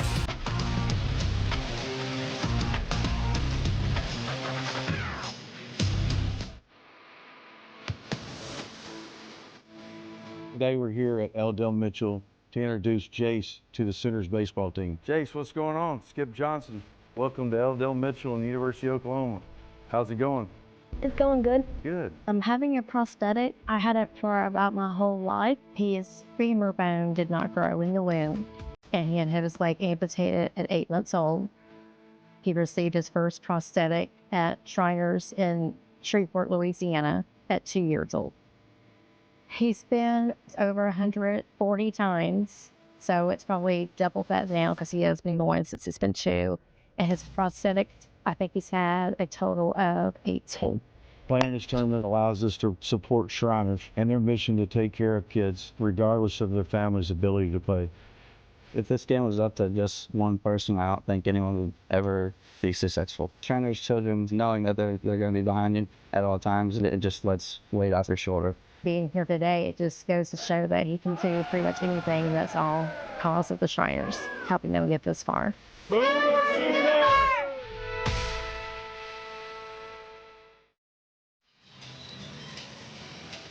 We head to the 5th inning here at the Shriners Children's College Showdown. 4 innings in the books. Oklahoma with a 4-0 lead on top of Oklahoma State in this latest edition of Bedlam. So pleased to be joined now as part of this outstanding weekend here at the ballpark. One of our representatives from Shriners Children's, Brad Kane, kind enough to give us some time. Great to see you, Brad. Thanks so much for coming up here. Thank you. It's an honor to be here. Appreciate that. And just part of this outstanding weekend. We were just talking about the updated leaderboard. I joked with Pat, this is like moving day. Yep. Saturday, get the donations coming in. Arkansas leading the way, but we're up already to 109,000. What a special weekend it's been already. It is, and that money will go a long way to help kids. We start the inning, swing and a miss here. Oklahoma State back to the plate, and T.P. Wentworth joined by Brad Kane up here in the booth. And there's the QR code right on your screen there if you want to donate. Help out what an unbelievable cause Shriners Children's has been, and we're so pleased to have this. Now, 3rd year Shriners attached to the season opening tournament here at Globe Life. Just seems, Brad, like it's gotten better and better each season we've had this event here. Well, it has. You know, we learn a lot, and we have an amazing partnership with the Rangers and this beautiful stadium, and I'm very impressed with the number of fans that come out, and they really support their teams. Hey, Brian, I've been a part of the Shriners Classic, even going down to the Houston days years ago. I've heard. Yeah, it's great to be here with you. Tell us a bit about your story. How did you come to know Shriners and get involved? Well, my father was a Shriner, so I spent my youth going to football games and picnics and circuses, and got to know a lot of the guys when I got into high school. And it's like when I turned 18, I wanted to become a Shriner and got into college first. And by the time I was done with college, I was a Shriner, a Mason and a Shriner, and loved it. Yeah. So it really is all about kind of a heart of service, right? How do we serve others well? Well, it is, and you have to be a Mason to be a Shriner, and Mason's tenets are brotherly love, truth, and relief. We take care of our own, and the Shrine then brings the family involved, and it's just an amazing organization. We really love to help kids. Yeah, it's amazing the generosity of you and the families involved with Shriners, and of course now opening it up to the public to join in and giving the funds that is so important for the Shriners Children's Hospitals because the kids come in, they don't really pay a dime for the services, right? Well, not really. You know, our annual budget for the hospital system is over $1.2 billion. Wow. And so when you look at the scoreboard out there and it says $109,000, that goes a long way. And it's at no cost to the family. I mean, we do take first-party insurance, but the copay and the deductible, it's like, no. We're there to support the kids and the families. Couple of strikeouts here. First TP Wentworth, now Brock Thompson, and that is now 4 straight punch-outs for LJ Mercurius here in the 5th. Another look at this punch-out as we're joined in the booth. Brad Kane from Shriners, so kind of give us a few minutes and just how it is such now a national organization. I mean, you can go anywhere really in the country, it seems like now, and there's a chapter that represents pretty much every place we have, right? Right. We're a 153-year-old basically fraternity, and we have chapters in, or we call them temples, but chapters in 8 or 9 countries. And a number of years ago, we changed it to Shriners International because that's what we are. We're in every state in the United States and South America, Philippines, Europe, Australia, Canada, Mexico. It's awesome. It's been wonderful to see the growth here. The 2-out single from Avery Ortiz. I was about to say, Pat, whenever we've had guests up here, first Andrew Heaney, now Brad, it has been like just the perfect elixir for these pitchers. We get a guest up here, they just start dealing. It's quick, isn't it? Yep. And oof, Mercurius had that one zing right past your head. Yeah. Well, and we thank you guys. We thank you what you do. It's a love for the sport, and we can mix sports with our philanthropy, and it goes a long way to help our families. Well, thank you, Brad. And it's always a pleasure and honor for us to be involved in Shriners. And man, these interviews with the patient ambassadors, just incredible every season. And Ben and I have such a pleasure to do those interviews and get the story out. And there's some tremendous stories. But one thing I do have to tell you, we're a little bit upset. We have yet to get our invitation to the golf outing. We've been waiting for a long time, Brad. Can you make that happen for us? You know, I can, but unfortunately we're no longer in Vegas with the Shriners Children's Open. Gotcha. But we're involved with the World Champions Cup down in Tampa, Clearwater. Oh, we'll take it. Yeah, we'll go to Tampa. That's the first full weekend in December, so you let me know. We'll get you there. Awesome. Hard shot to the corner. That's down, extra bases. Let's see if they send Ortiz. They will. And Oklahoma State's on the board. A little 2-out rally to draw within 3. A double for Colin Ritchie. Great hit. Yeah, just a matter of time before Ritchie busted out. We see it there, and that breaks that egg on the scoreboard.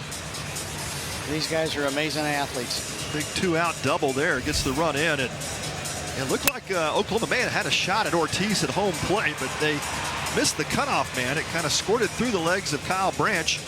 Jackson Woolett's providing some backup, but he couldn't handle it either. So Ortiz will plate the first run for the Cowboys.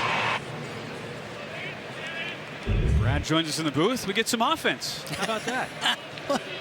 You know, we want to get you a little bit more excitement up here. Wave and a miss here from Aiden Miola. That tends to help the generosity. Now we ought to say, hey, now that you've scored a run, Cowboys, start donating on the scoreboard. Please donate. It goes to an amazing cause. The most amazing care anywhere.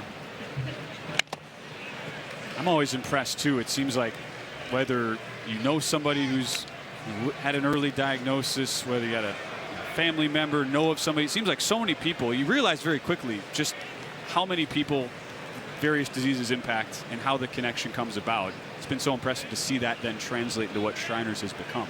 You're absolutely right. And, you know, we don't treat just the child. We treat the whole family. We treat the whole child. And we tell our patients, our kids, you can do anything you set your mind to. It just may be a little different. That's right. And Brad, when I was growing up, it was really Shriners. When you thought of Shriners Children's Hospitals, you thought of the burn units. But you guys do much more than burn patients, right? We do. 103 years ago, we started on the basis of club feet, and we've been doing that. We did that until the 1964. Now, it's a pleasure to have you with the booth with us. Can't thank you enough for doing this, Brad. We'll check in with you in a bit, but we go to a break for now with Oklahoma on top.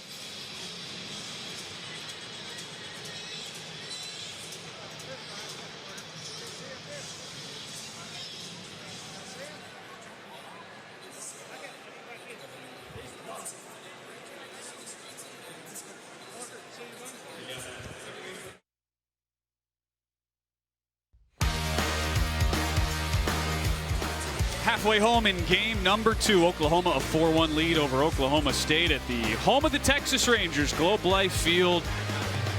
One of those perfect days where you're so happy to have a roof over your head. This beautiful facility that has hosted a couple of World Series. Hard to believe, Pat, it's already been coming up on 6 years that Globe Life Field has been open. They've got a really cool display out in right field, the concourse, all about the history of this place. There's something for everybody. You get the rocking chairs.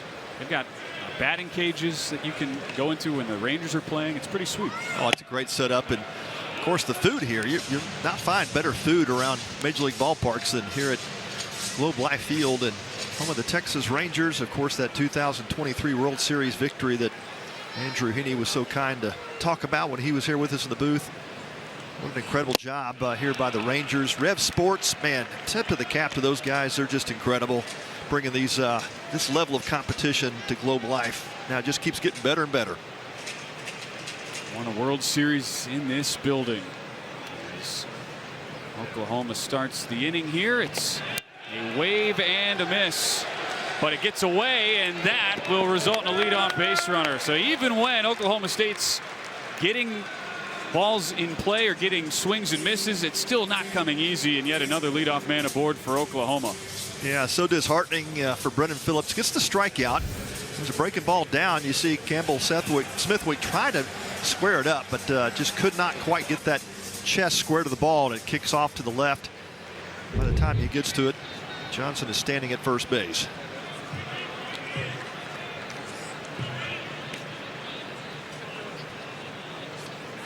So strikeout and a wild pitch, and Johnson is aboard. Now another one gets to the backstop. A tough start to the inning for Smithwick behind the dish. Not easy balls to handle, though, by any means, and Johnson is in scoring position. Yeah, toughest thing for a new catcher to the program is to learn the pitchers. You've got, typically 15 to 17 pitchers. You have to learn the spins. Which way does it kick when it hits the dirt? And when they pull a pitch, where is it going? What does that look like? It's just really difficult for a new catcher. Good pitch there, though, getting Deaton a chance out in front on a curveball.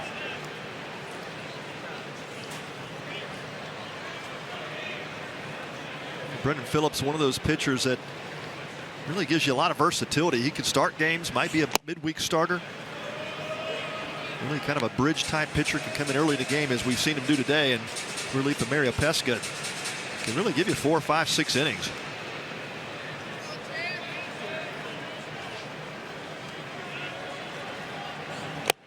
Wave and a miss, continues to keep LaChance a bit off the mark with the off speed. Last year Phillips went 5 innings in regionals. It was a tough spot for him. Oklahoma State was down in that regional loss to Duke, but he went 5 innings and handled himself really well. Wave and a miss. This time it is blocked out in front. Throw down to first to retire LaChance. So some good off speed from Phillips in this inning. Yeah, pulled the string a couple of times in that sequence of pitches to LaChance and had him out in front. Went right back to it to record the strikeout. That time Smithwick does knock it down and complete the putout.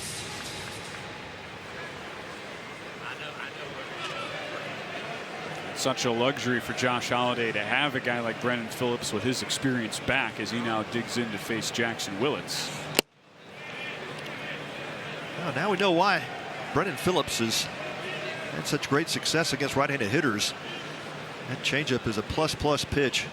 Really difficult to pick the spin up off his hand.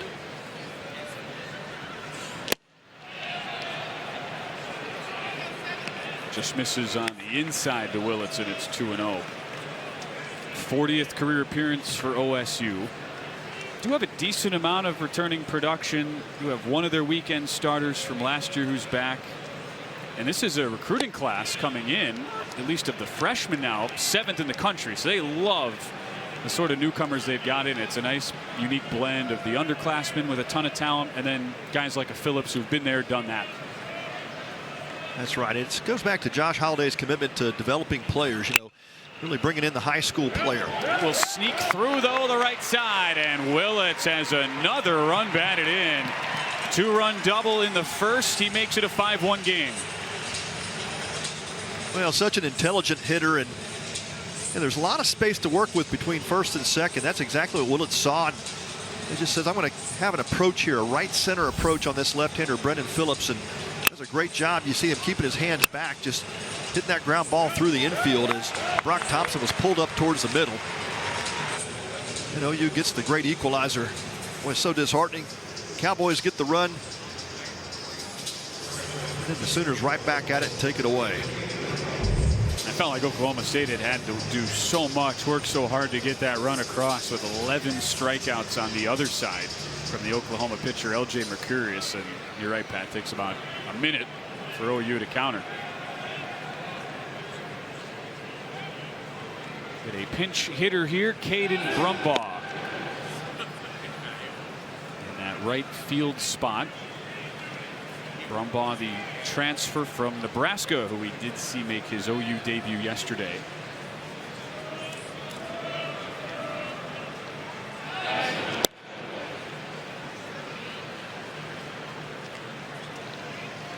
Struck out as a pinch hitter in the ninth, but they certainly feel like Brumbaugh will be a key piece this year for Oklahoma and kind of a swing role as a hitter. Yeah, really a good depth piece for Skip Johnson's Sooners. Pops this one up though on the infield. In fair territory, brought in by Brigham for the second out.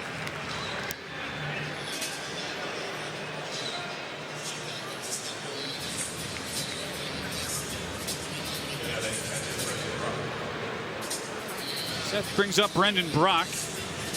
One grand slam and a double that was about 2 feet away from being another homer. The double today, the grand slam yesterday. Brock has, I would say, Pat, fit right into this new program. This guy can just flat hit. That's what he does.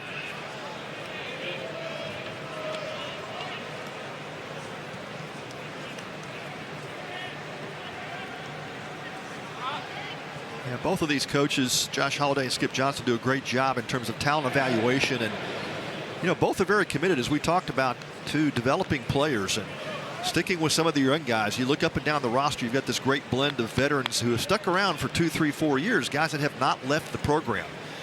It speaks to the value of the culture and what they've developed here in terms of a great place to play. That one's off the glove of Ortiz, was deep in the hole. And Brock is on base again. It'll be interesting to see how they score this. I think that'll go down as a hit. Yeah. I'm with you. Tough play for Ortiz. Unable to keep it in his glove. And it brings to the plate Trey Gambill, one of the 3 Sooners to go yard on opening day. Yeah, drove that ball about 5 rows up in the right field bleachers, and the Sooners struck late. They struck with a lot of power late in that victory yesterday. Takes a first pitch ball. It is an infield hit. I only say interesting just because with how good of a fielder you have in Avery Ortiz. He covers so much ground. He does. It is not at all surprising when he gets to the ball and makes plays like that. Only play would have been second. It was not an easy one. Now a high, deep fly. It will go. Gambill again has a big fly here at Globe Life, and it's 8-1. Well, how about that by our production crew? Just go ahead and tee up that home run from yesterday and watch Gambill do it again. Wow. This time he hits it a little bit further, probably the one he hit yesterday. That was about 9-10 rows up. It's a 385 on the distance down that right field line. Exit velocity of 102 miles an hour off the bat, and that was a no-doubter. Hanging breaking pitch by Brendan Phillips, and Gambill knows exactly what to do with that.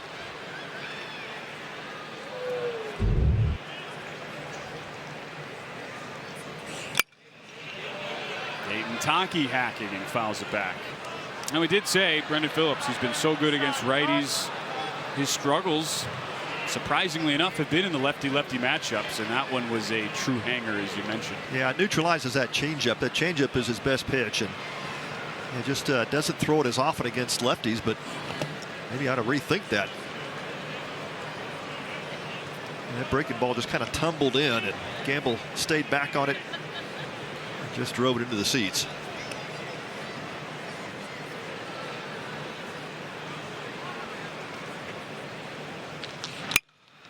Another rifle. This one just fouled on that right field line.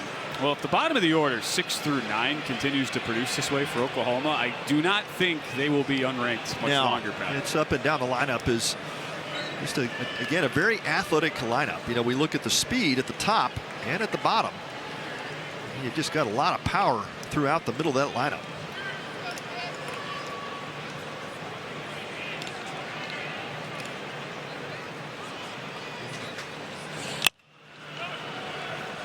Another foul from Taki. Had the sac fly to produce a run, driving Brock last inning.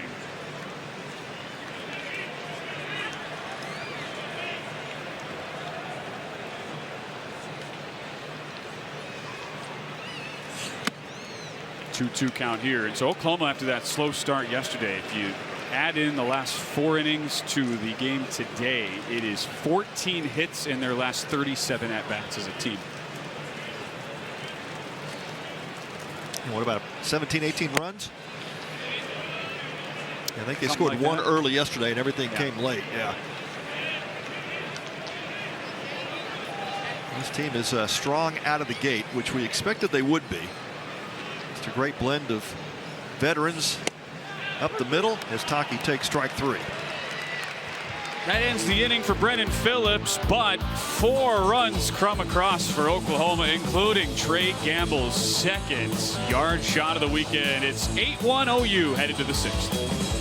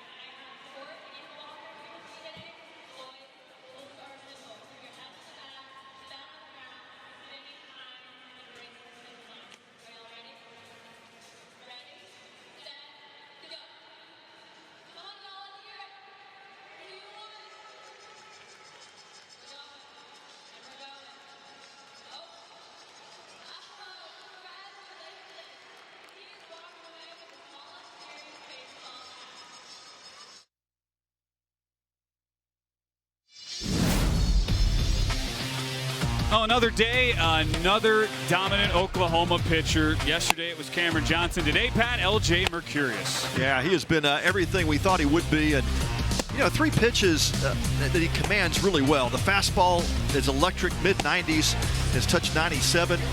But it's that combination of the slider and the changeup that have just made him incredibly good today. And 11 punch outs, as you said, and just another incredible performance by back-to-back starters for the Sooners. 57 at strikes in 85 pitches, 67% strike rate, and he has got it working today. Heads back out there for his 6th inning of work at 85 pitches. It's felt like a pretty comfortable 85, Pat. That's part of the calculus that goes into that when keeping a guy back out there as Brigham takes a strike. Yeah, no doubt. He gave up the run last inning, but even then, 3 strikeouts. It's, you know, oftentimes you think in an opening day start, you know, how long do you want to let your guy go? And yeah, really not a lot of high stress pitches today. You know, he's only been in trouble maybe a couple of innings and worked quickly out of it via the strikeout. Just misses on 0-2. By the way, Caden Brumbaugh has stayed in the game. He's out there in right field for OU, replacing Nolan Stevens. Defense hasn't had to do a whole lot of work though today, as the 1-2 bounces in the dirt.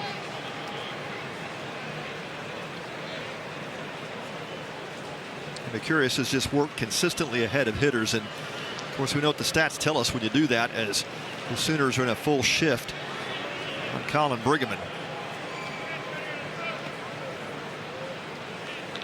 Brigham, one of the few base knocks, just 3 of them so far for Oklahoma State. Putting together a good AB here, fouls it off.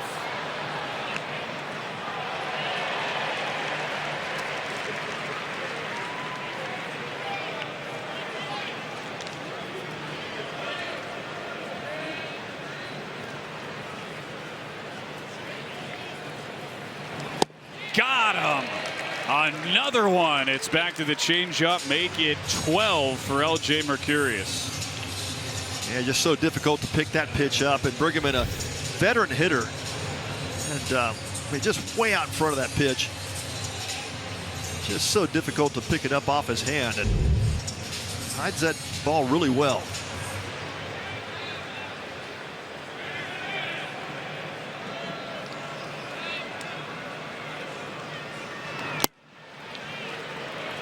Just misses outside to Sebastian Norman. Gotta say, I did not think Cameron Johnson would be one-upped in any way today. Right, I didn't think it was possible. A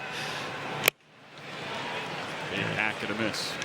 You've got just 2 electric arms here as part of this Sooner weekend rotation, and we talked about just filling the shoes of some of the guys before them, and this is not any kind of crazy territory for Skip Johnson.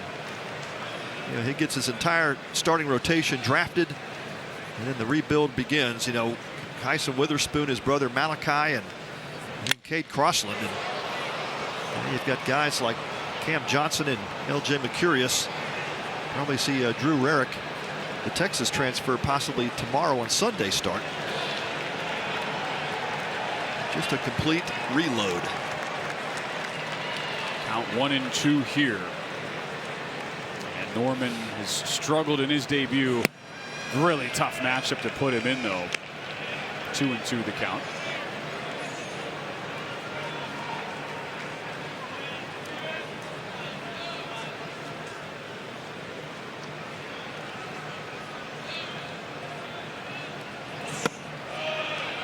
Haven't seen many of these full counts today. Yeah, just losing a tick off that fastball. Now 92, 93. You're starting to see a little bit of fatigue.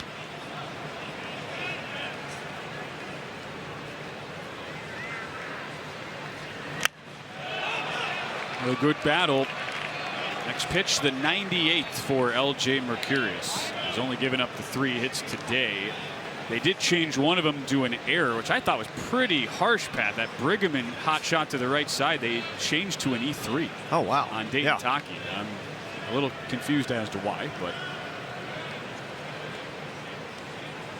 went down in the books as an E3. Didn't matter. Mercurius got out of that jam anyway. Ball 4. What a take on 3-2. Yeah, just missed. Saw Brendan Brock try to square that ball up. Pitch kind of took his glove down and inside towards the hitter, and just not able to get the pitch. And that will be all for LJ Mercurius. 12 strikeouts, just 3 hits allowed, and 2 walks across 5 1/3. And Skip Johnson will head to the pen. Couldn't ask for much more, though, in your debut, coming from UNLV to the SEC, and LJ Mercurius spots his team an 8-1 lead. Yeah, tremendous confidence from that pitcher, and boy, for Skip Johnson to just throw him into that weekend rotation, and handles it well. Outstanding day for LJ Mercurius. OU heads to the bullpen for the first time. Michael Catalano set to enter the fray when we return. It's the Sooners on top by 7.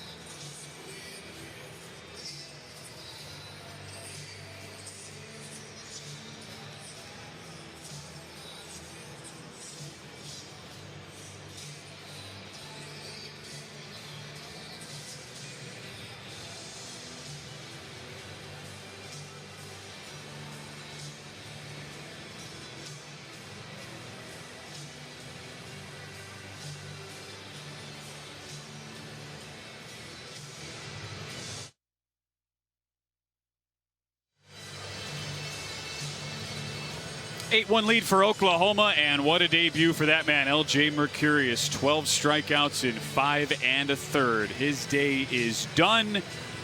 8-1 lead for the Sooners as they head to the bullpen and Michael Catalano. Yeah, tremendous outing for Mercurius, and of course being greeted by his teammates as well he should. Incredible debut for his start here with Oklahoma. Good look at Michael Catalano, who could find himself somewhere in the rotation. Maybe a midweek starter, could possibly find himself into the weekend rotation, but a guy that comes with some great experience. Pitched out of relief last season, but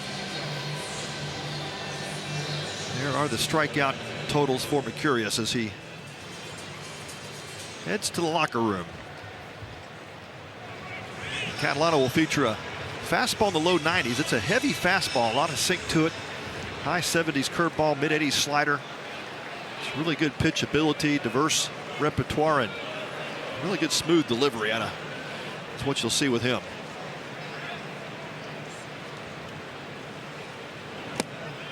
It is a long uphill climb here for Oklahoma State. Campbell Smithwick taking a ball down and in. A solid freshman campaign for Catalano. .232 opponent batting average in 27 innings last year.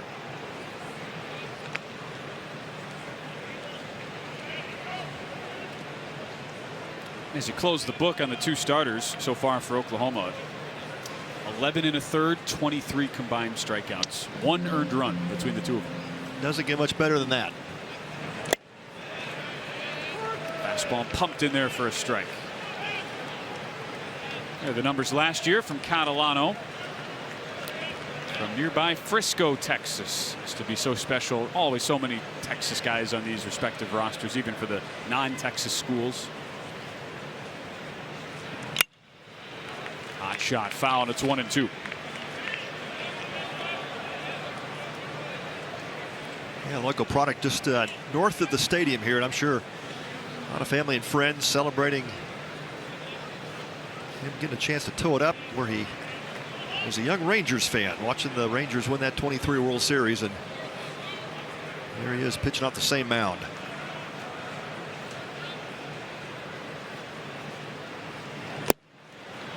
Fastball just runs outside to Smithwick.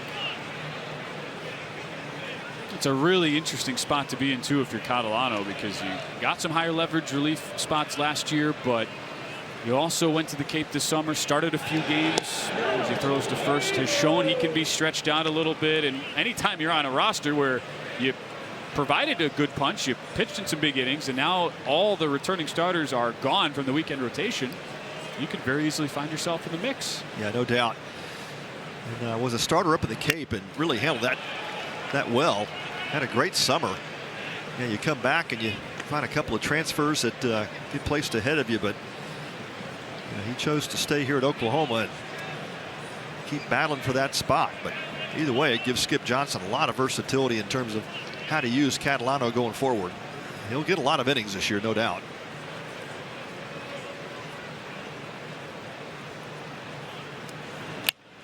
Another foul back from Smithwick. As this game has gone on, seems like the quality of ABs have gotten better from Oklahoma State. Just not much to show for it so far. You just got to put balls in play, try to force that Sooner defense to make plays. And you talk about, and you strike out, a dozen times, it's just not enough contact. It was the issue last year. Oklahoma State with a nation high 26% strikeout rate.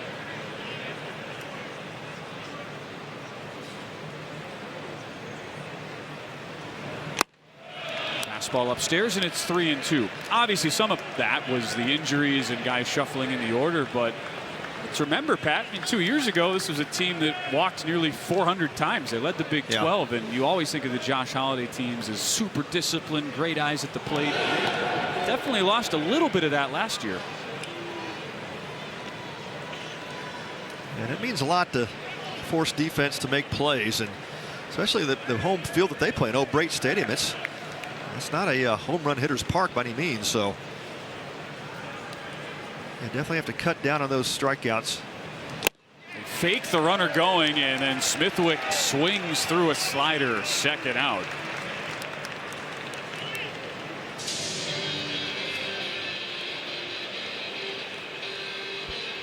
Yeah, Catalano goes back to the cut fastball and gets it by Smithwick.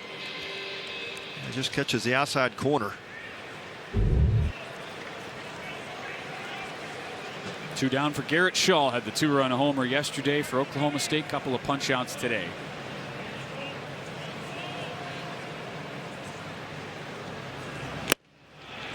Takes a fastball outside. He committed as a 9th grader to Josh Holliday.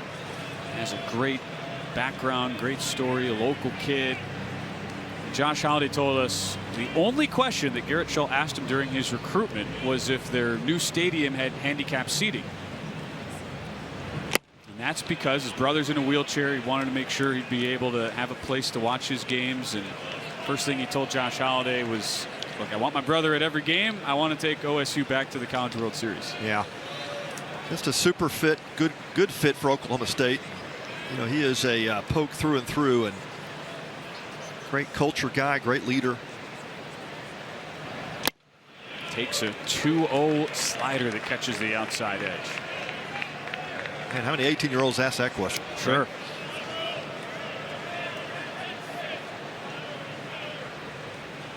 I can't think it's very many. Well, Dad is a former military pilot, so maybe that explains some of it. Josh Holliday raving about his upside when we talked with him last year before coming in as a freshman, and even with the high strikeout rate, still he's never held his head, anything like that. He's been super consistent, the sort of guy Josh Holliday loves for this program.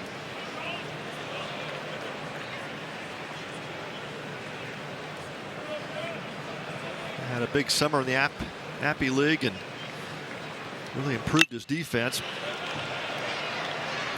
He can play all over the field too. One of those versatile, great athletes. And definitely a ton of upside for Garrett Shaw. Works a 2-2 count here with 2 down in the top of the 6th. The 1-out walk to Sebastian Norman that chased starter LJ Mercurius from the game. But Oklahoma in control right now as they go to the bullpen.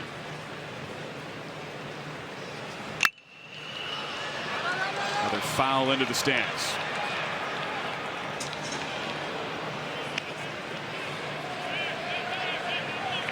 Catalano trying to ride the strike zone up on Scholl.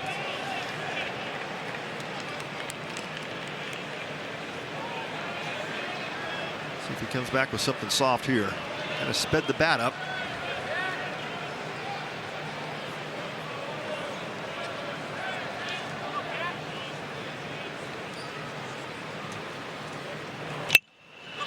Good battle continues. You think about that family dynamic too for Garrett Shaw, and how much must it mean to play in an event like this, Shriners Children's, where we've seen 6 figures worth of money raised just towards research and combating all sorts of illnesses, diseases that children face. So many of the Shriners Children's who've come to us, Pat, and we've gotten to visit with in the booth, super inspiring with all their stories. And Shaw family no different as this one's again fouled off. Great battle.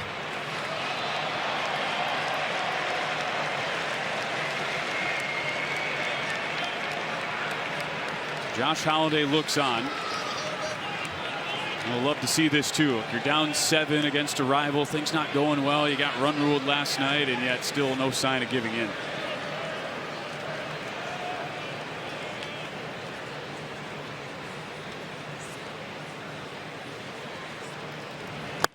Swing and a miss. Catalano wins the battle. It's a couple more strikeouts. The Sooner staff has 14 of them today, and they lead it 8-1 to the home half of the 6th.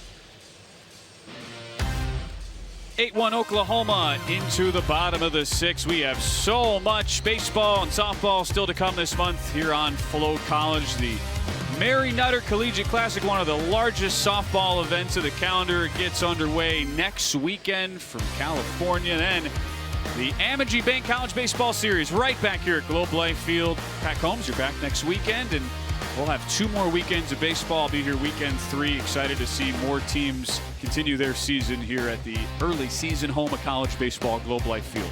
Yes, sir. Next weekend is going to be a doozy as well. Some great powerhouse teams coming in. Auburn, Louisville, Kansas State, as we mentioned, Michigan, Nebraska, and Florida State. Can't wait for that. In the meantime, we go back to the bullpen for Oklahoma State.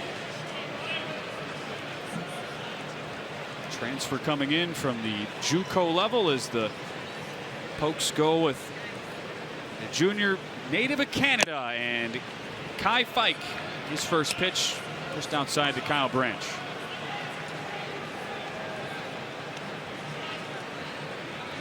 He can pile up strikeouts in a hurry. 72 punchouts in 65 innings, only 18 walks in his JUCO season last year.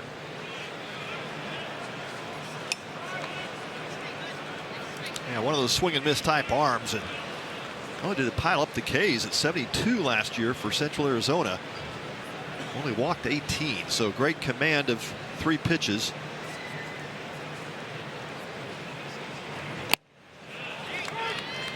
It's in there for a strike to Kyle Branch. 9-1-2 here for Oklahoma. He did a little bit of everything, had a couple saves, made 9 starts at the JUCO level, and that was after 1 year playing collegiate baseball in Canada. Chop to the left side. Ortiz there to charge. Makes the throw in time.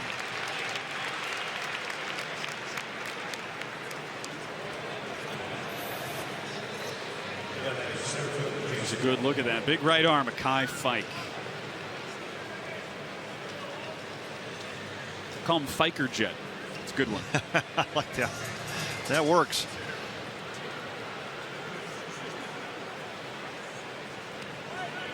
I'll tell you what these early season tournaments do for coaching staffs. It's really an opportunity to take a look at various positions, and especially the pitching staffs trying to figure out some roles in the bullpen. And Kai Fike is one of those that, you know, he's a strike thrower. He just challenges hitters as Jason Walk flies out to center field. Fly out to center from Jason Walk. Hey, all weekend long, Shriners Children's is challenging fans to see which team can raise the most money to help improve the lives of children around the world. Donations of any amount help Shriners Children's empower the extraordinary, and donations of $100 or more earn an exclusive Shriners Children's t-shirt. To move your team up in the fundraising leaderboard, scan the QR code on your screen or visit ShrinersShowdown.org to donate and support Shriners Children's today. Called strike taken by Camden Johnson.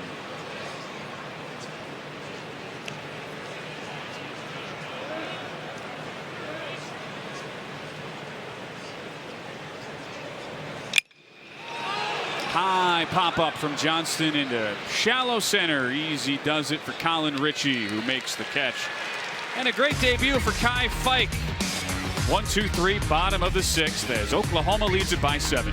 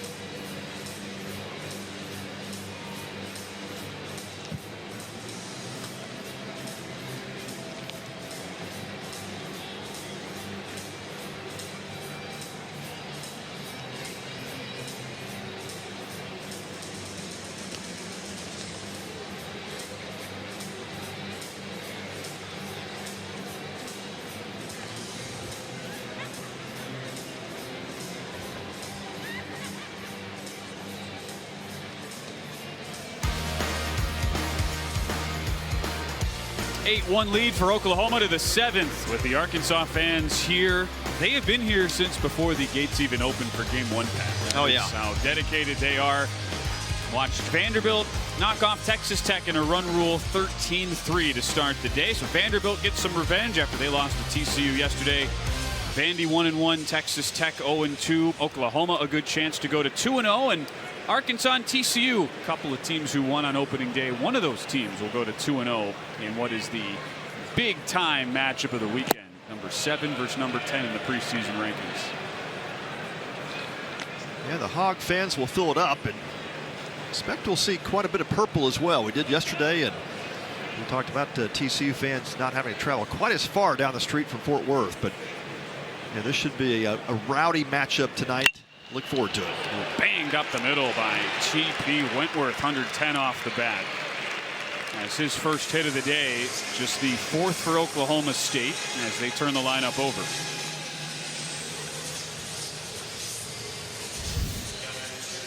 Yeah, the Cowboys need base runners, and good job by Wentworth. Went up there aggressive, caught a fastball down the middle. Pretty much center cut. He delivers the base hit. Cowboys need a rally here. They've been outscored now 20-3 in their first 2 games. They lost to Arkansas last night. Just looking for something positive here. They take on Vanderbilt tomorrow morning in the first game. Brock Thompson takes the ball high.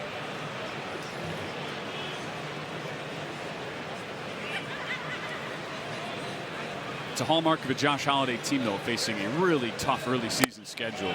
As this count works to 2-0, they had the 29th toughest non-con strength of schedule last year, and this year they start here at Globe Life. They'll go to Phoenix next weekend, a 4-game series at Grand Canyon, who are just like a nightmare to play if you're a Power 4 conference team. They always seem to pull off big upsets. First year in the Mountain West for the Lopes out in Phoenix.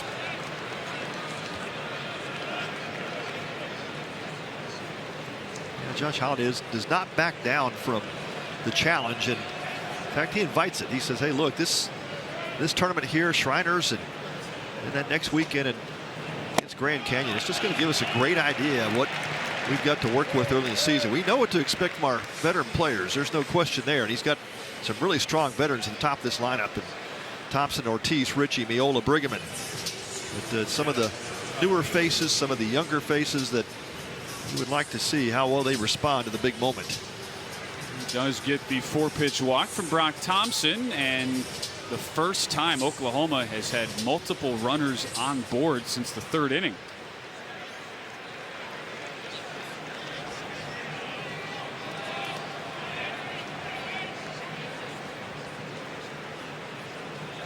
You get to that part of the lineup where the Cowboys can really cause some damage. Some of the power bats in the box and on deck. Catalano's really been riding that slider. This is down low to Avery Ortiz, 18 extra base hits as a freshman. See Ritchie right behind him on deck. And Catalano's just kind of lost the feel for that breaking ball, and that bodes well for the Cowboys. They can hit fastballs. Does find the outside edge with a fastball.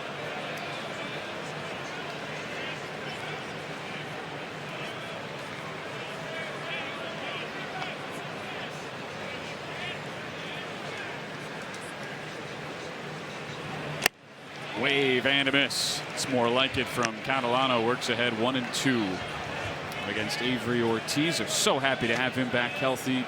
Just 17 games for Ortiz last year, 13 for Miola, who's now batting cleanup. Those guys are healthy now for the Pokes.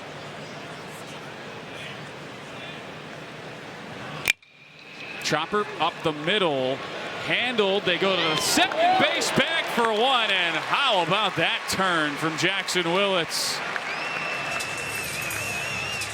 Yeah, you're not going to find many college shortstops that make that play as smoothly as Jackson Willits. First of all, it was a tough grab. He had to take the short hop. That ball kind of bounced over the mound, and it was a tricky hop to begin with, and he fields it smoothly. And watch how he touches the bag and throws in one motion. That ball gets out of his glove so quickly and able to complete the double play. And what a play by the Oklahoma shortstop.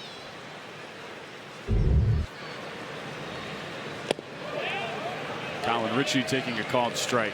In the college game, that play gets bungled a lot more often than you might think. There's no doubt. And it involves communication as well, because he's coming up to make the pick, and he's got to let his second baseman Kyle Branch know to vacate the bag. So at the same time he's making that athletic move, he's having to communicate with his second baseman, and what a play.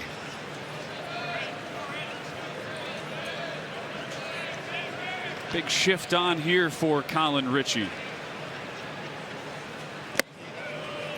Had to feel so good that RBI double down the line in the 5th for Ritchie after starting out his season 0 for 6 with 5 strikeouts.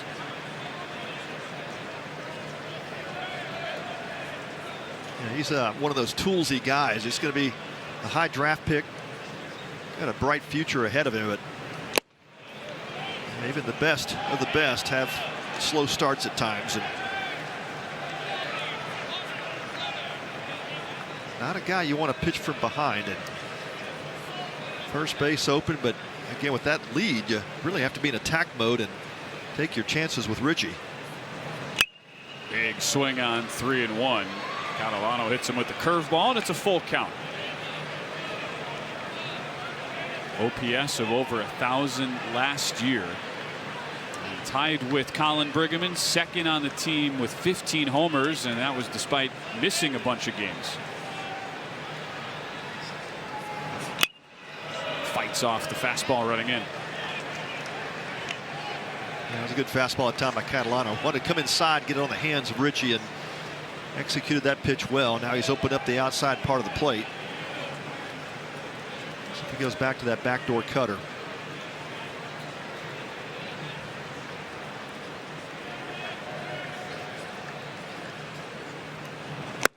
Swing and a miss. Catalano has his 3rd strikeout as he works out of a jam. Another 0 on the scoreboard as we hit stretch time. Oklahoma rolling an 8-1 lead.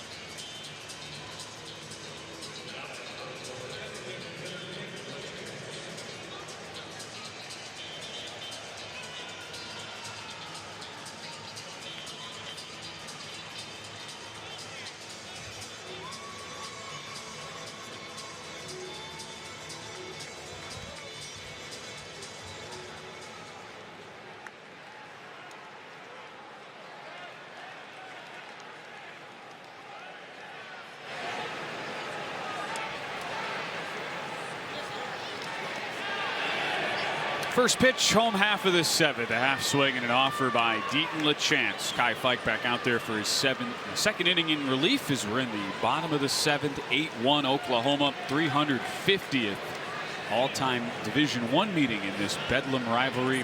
386th all-time when you go back to the old days when this was just a club sport. OU with the upper hand. They won the midweek game last year. For a long stretch, though, it was Oklahoma State who just had complete one-way traffic as far as dominance. They lead the all-time series 204 to 182 if you include all those club games. Excuse me, check swing. Tough play. Nice bare hand. Aiden Miola making it look easy. Yeah, beautiful play by the poke third baseman, and not an easy one. That ball had some spin on it, even with a check spin. It chops off the grass, and oftentimes you'll have your infield coaches say, that ball's rolling, use your glove, but having to come in quickly and get rid of it. He chooses to go barehand and makes a great play to retire LaChance.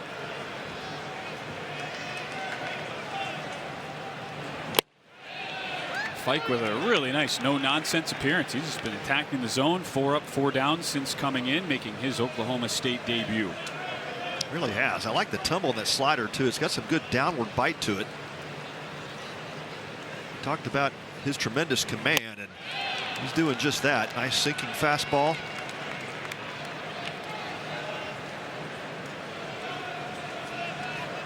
I certainly like his approach. He's been aggressive in the zone. At 0-2 on Jackson Willits. 3 runs driven in today.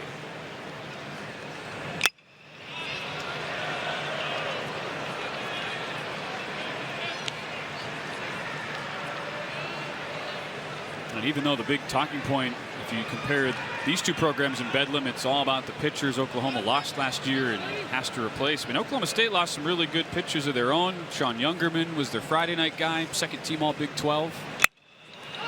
As Willits pops one up.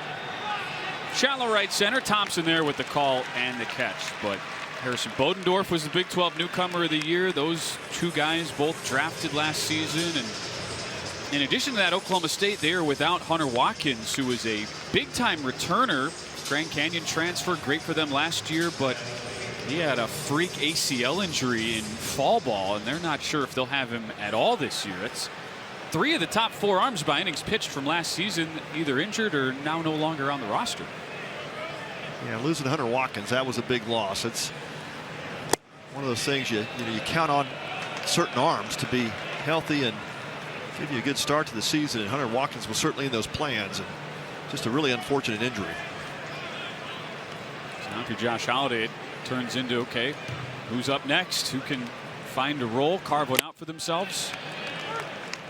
With a 1-1 count, Kai Fike is certainly, I was going to say, doing that's the his guy. best. Yeah, he is spinning it up there well, and you talk to young pitchers about how to pitch and control the zone, and of course strike one is always important, but I love that last at bat, that sequence with Jackson Willits, one of the top hitters in this Oklahoma lineup, and he spins one down for a strike, goes outside with a fastball, comes up and in on the fastball, and jams him. And it, you tell young pitchers all the time, man, it's just moving the ball around the zone, and especially being able to control that inside pitch.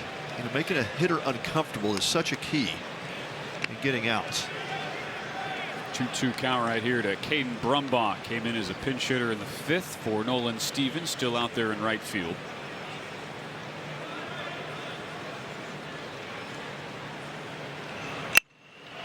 He's a starter in the Big Ten for Nebraska. Hit over 300 last year for the Huskers.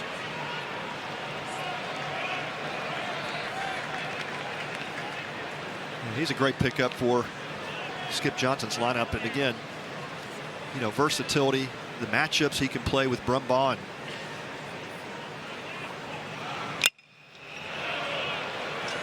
great contact hitter. Got some of that sneaky pop as well, but kind of a little platoon there with Nolan Stevens out right field, and that can play. It's a nice problem to have if you're Skip Johnson, right? A couple of solid D1 transfers with pedigree, and you say, all right, guys, let's have ourselves a battle out there. That's right. Wave and a miss. What a debut for Kai Fike. Goes upstairs with the heater, hits the swing and a miss. As we head to the 8th, Oklahoma on top, 8-1.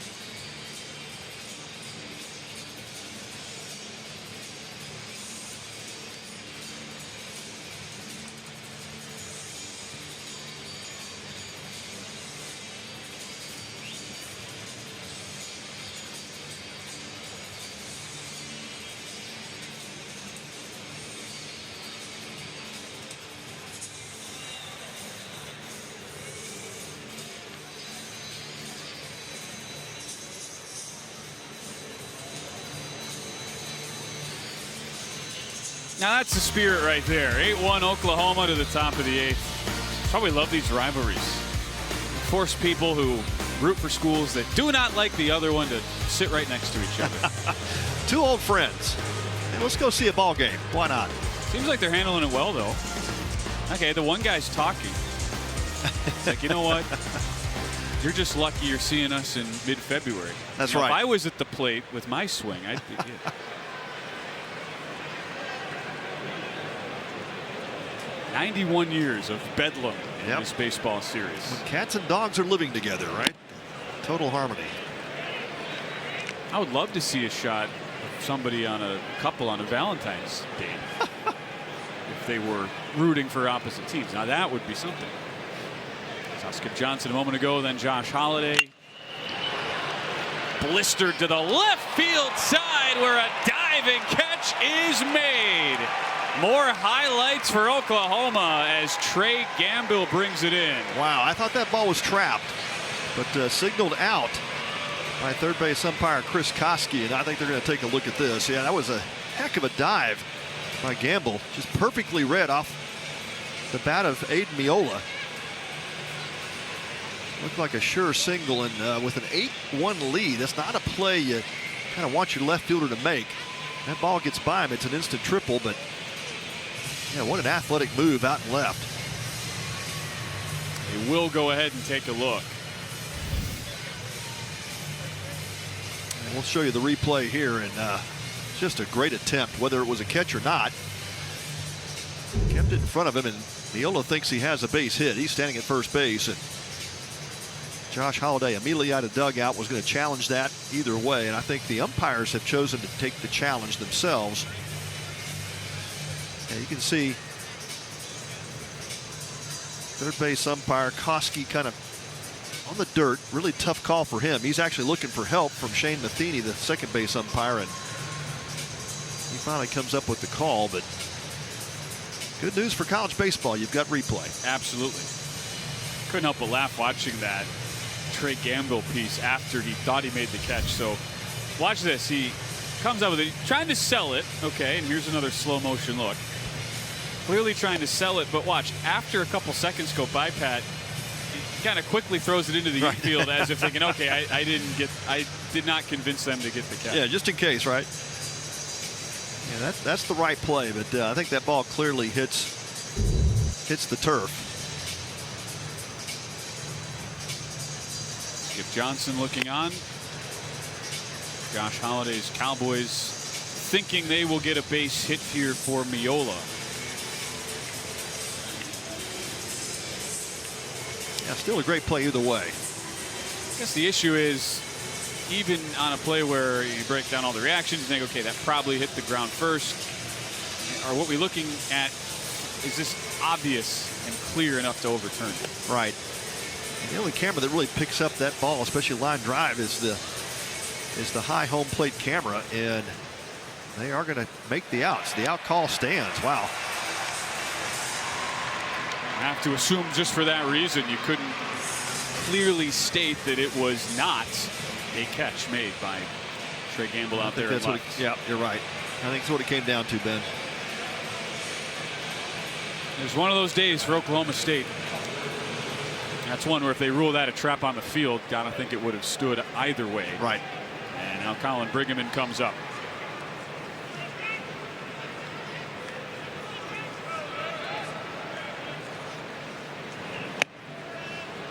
First pitch strike in there for Michael Catalano.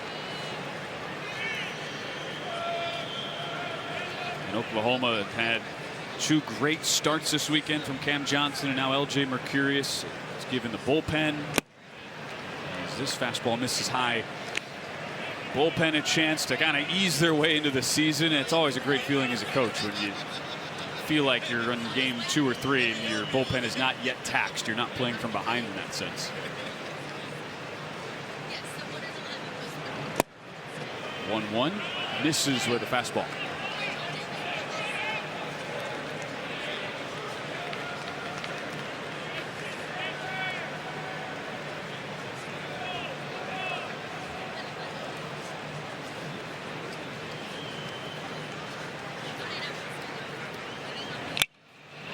fouled off. It's one of those things, whether you're LSU at the top of the preseason rankings in the SEC or Mizzou down at the bottom, your bullpen's getting taxed. Oh, yeah. No matter what, once you get to SEC play. There's no doubt. That is a gauntlet. Well, that's what these early season tournaments are for. You know, you're playing three games in 3 days against great teams as Bergman strikes out. But the key there is really trying to distinguish roles as early as you can. The ideal is to have your guys knowing when the phone rings who has to stand up and get ready, and even if it's 1 or 2 guys in certain situations. So that's why these early season games are so important, to kind of set your bullpen up, start to distinguish some of those roles.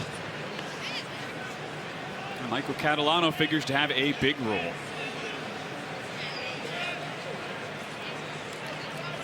Yeah, I think it's safe to say with Catalano, you just look at his arm, his stuff.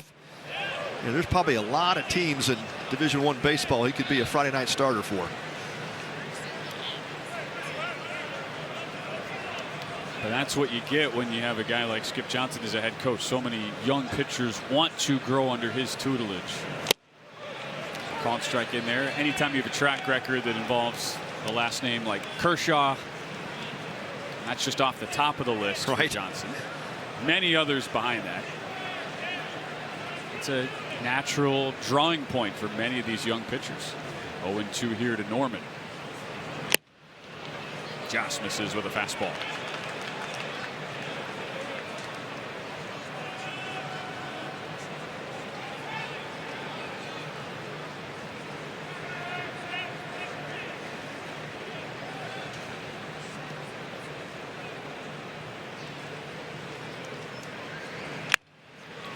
Jam shot back to the mound. A nice and easy 1-2-3 inning for Michael Catalano. 2 2/3 innings of spotless work out of the pen.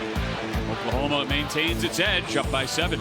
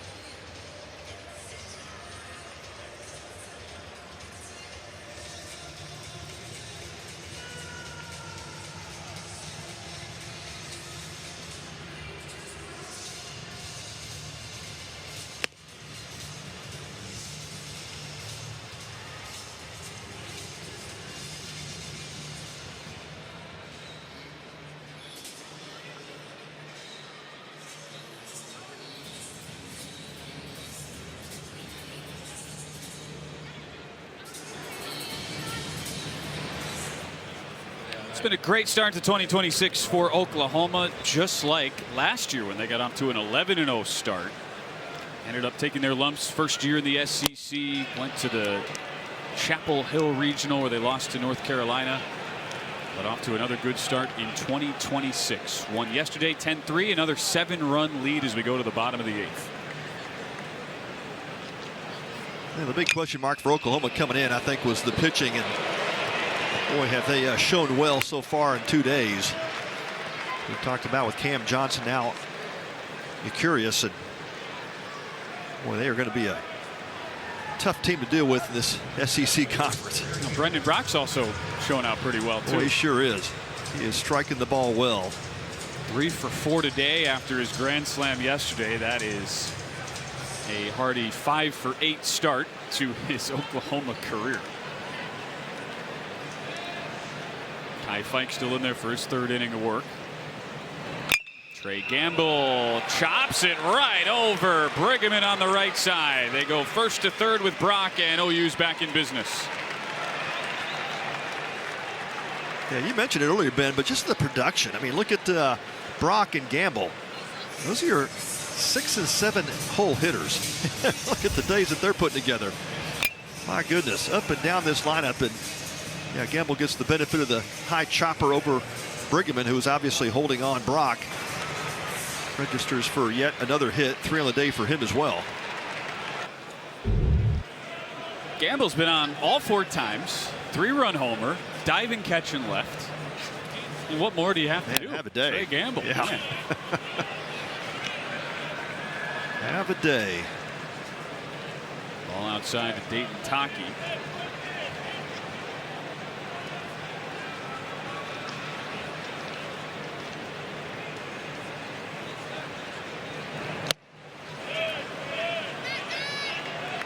Two 2-0 the count. Look, it's not quite 3 grand slams like what happened at your alma mater yesterday. Wow, what a day, huh? Tice Armstrong setting some records for Baylor. That was incredible. Saw the highlights. Done only one other time in NCAA history. 3 grand slams in 1 game. First time in history in back-to-back innings. Just insane. Usually we try to get a Baylor reference in there just to make you happy, Pat. But this one is totally warranted. That was the story of college baseball opening day. Called strike in here to Taki. Yep. 3 grand slams in a game. School record 12 driven in. That does make my heart happy. Speaking of hearts, happy Valentine's Day to all the ladies. My wife allowed me to broadcast with my buddy Ben. Absolutely. There's a shot up the middle. Great play to save it, but it will get a run in. Another base hit from the bottom of the Oklahoma order. Peyton Taki with the infield single, and it is 9-1.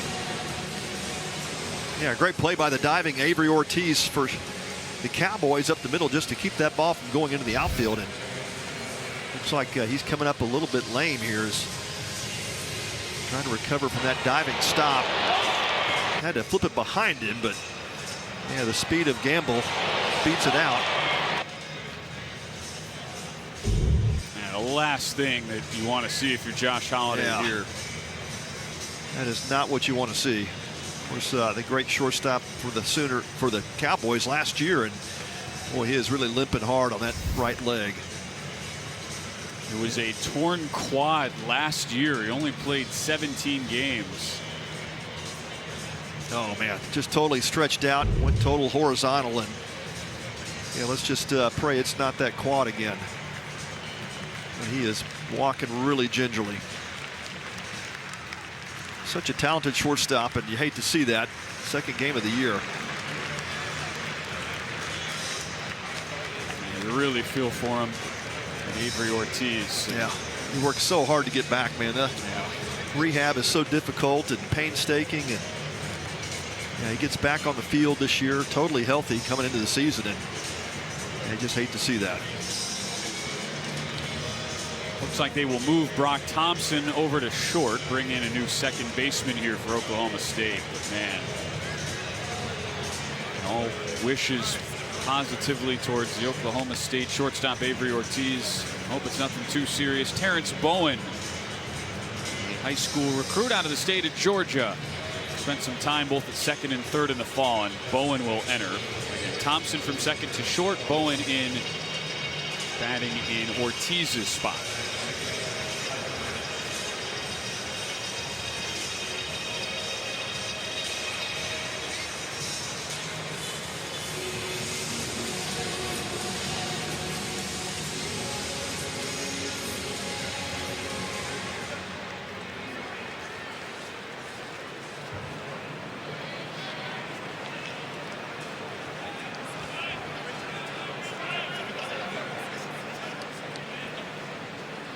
Kyle Branch at the plate.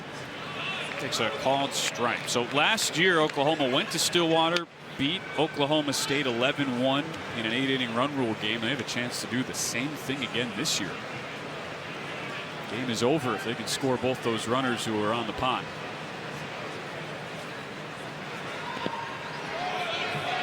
Blocked by Smithwick. Good job just to keep that in front. Keep those runners from advancing.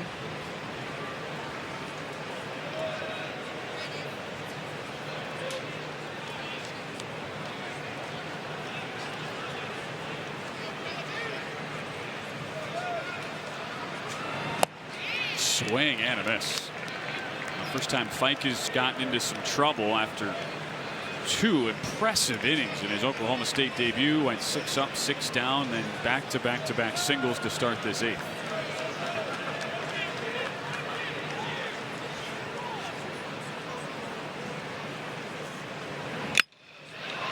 A drive into center, playable for Richie. They will tag the runner Gamble. He goes second to third. Throw gets all the way in toward the catcher, but not far enough for the runner in Dayton Taki to go to second.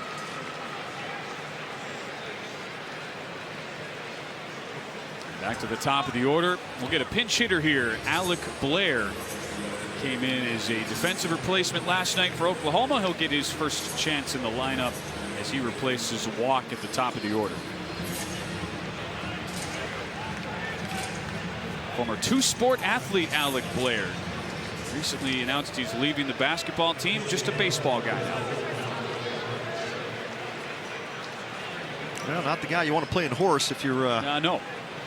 on the baseball team. A chopper that will get through. Alec Blair wastes no time picking up a ribby. They go first to third. The throw is in time. They got him. Blair takes seconds as the first out of the inning is recorded on the put out on a nice throw from TP Wentworth. Yeah, beautifully done. It looked like it.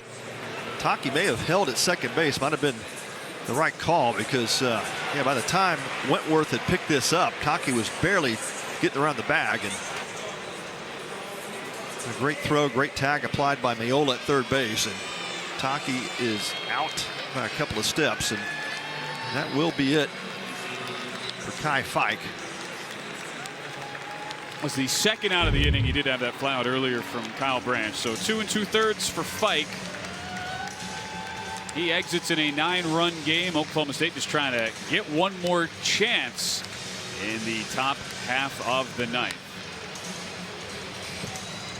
We'll bring in a new reliever. We'll get our first look on the Cowboy side of Bryce LeBlanc. A big lefty JUCO transfer, something that came into play in our first game of the day.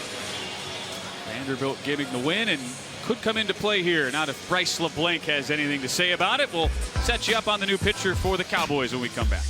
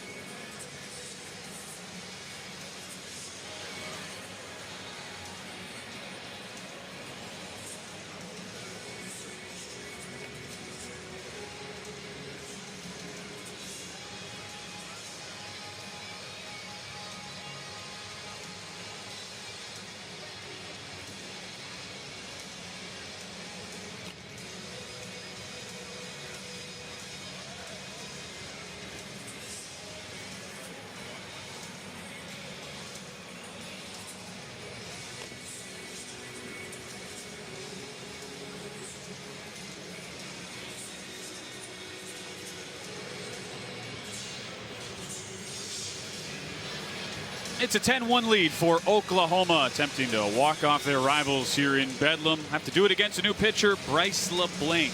fourth pitcher of the day for Josh Holliday's Cowboys.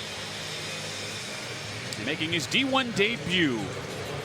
7 starts in 9 appearances at the JUCO level last year for Odessa College in Texas. Big strikeout guy too, Pat. 32 punch-outs in just over 27 innings. Yeah. He is a imposing presence at 6'7". 228-pound lefty, and there's Josh Holliday. One more option from that left side. But yeah, good stuff. Fastball sits low 90s. 3-pitch mix. Breaking pitch, changeup, and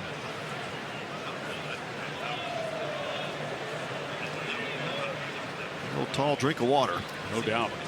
Faces a pinch hitter here. The lefty fouls it off. Connor Larkin, freshman from Colorado, Gatorade State Player of the Year there at Cherry Creek High School.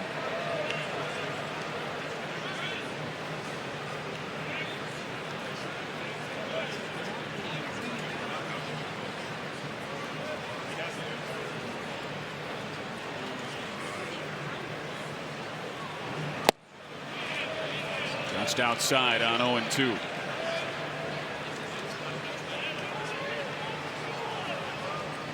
Bryce LeBlanc, they call him Fried Bryce. He is apparently an outstanding chef. And that is a nickname I am incredibly jealous of. Wow. Jam shot, trouble, but caught. Great job by Miola to range to his left. Right, Fried Bryce comes in, puts out the fire. And we will play a 9th inning here from Globe Life Field. 10-1 lead for Oklahoma. They've been dominant here in Bedlam, but the Pokes will get one more chance at the plate.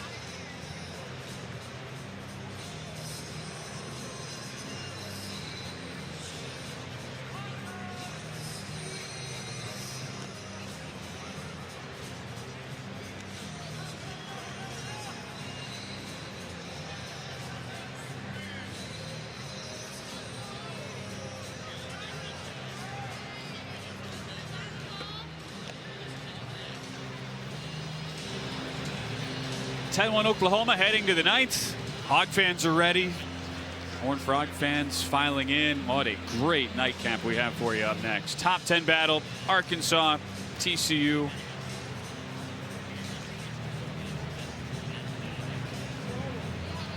As the Horned Frog fans all ready to go.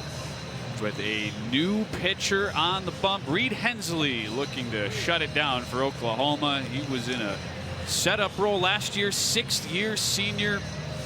As much as there are a lot of newcomers on this Oklahoma pitching staff, great for Skip Johnson to have a mainstay like Reed Hensley back. Yeah, one of those old guys. 6 years in college. And how about that? And a solid arm, too. Had a great 2025. 2.94 earned run average. Opponents only hit 205 against him. 37 strikeouts last season, but a really deep pitch arsenal.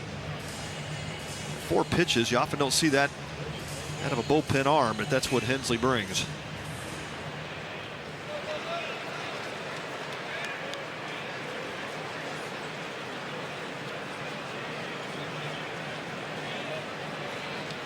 Look at the bottom of the order here for Oklahoma State. Both coaches somewhat emptying out the bench. Danny Wallace, freshman from Nebraska. We'll dig in here as a pinch hitter.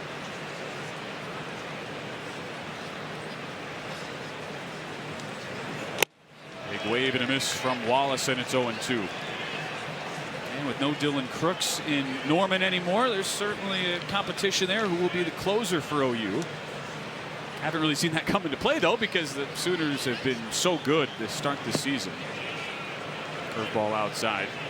10 runs apiece in each of the first 2 games. 20-4 the aggregate.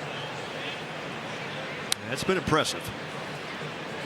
A lot of offense and not giving up a lot of runs. That's a pretty good combination to win some ball games. Worked at the 2-2.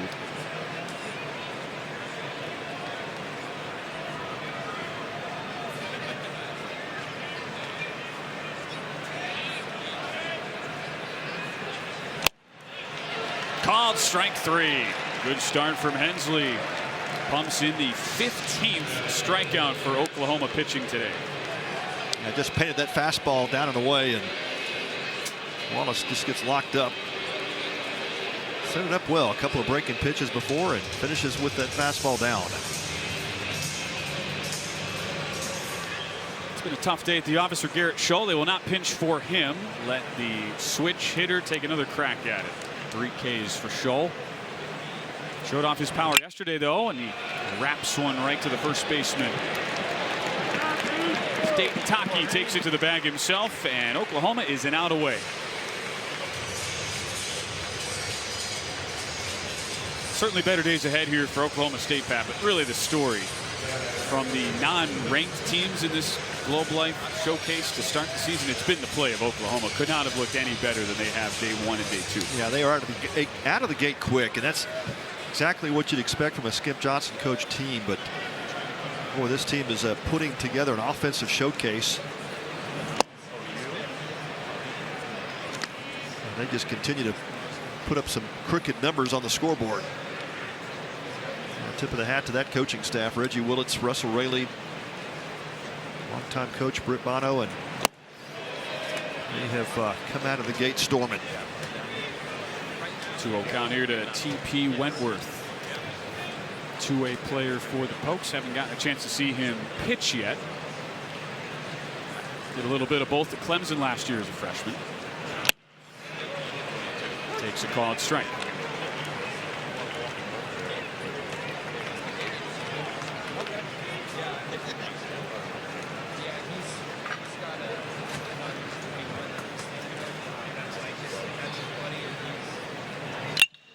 Chopper to the right side. This should do it. Little bobble, a recollect, and that's it. 350th edition of Bedlam.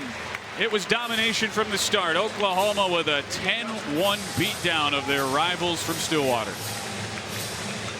Well, just a well-played game by the Sooners, and it started right off the bat with L.J. Mercurius taking the mound and just establishing dominance from that pitcher's mound. It made it difficult for those Oklahoma State hitters today. They just did not respond, and the Sooners piled up the strikeouts as a staff. 16 Ks on the day from Mercurius, Catalano, and Hensley. Outstanding job, and then the offense supplied plenty of power and runs as well.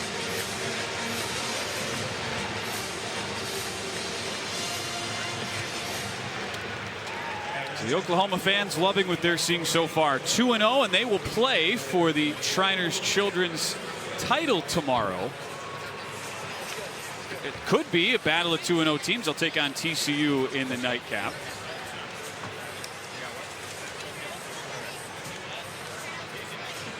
And Oklahoma, first team to go to 2-0 in this tournament. We'll have a couple of 1-0 teams coming up later, Arkansas and TCU. So we'll get set to send it down to our Leanza Peroni. She's standing by with our player of the game, L.J. Mercurius, with an outstanding day for Oklahoma.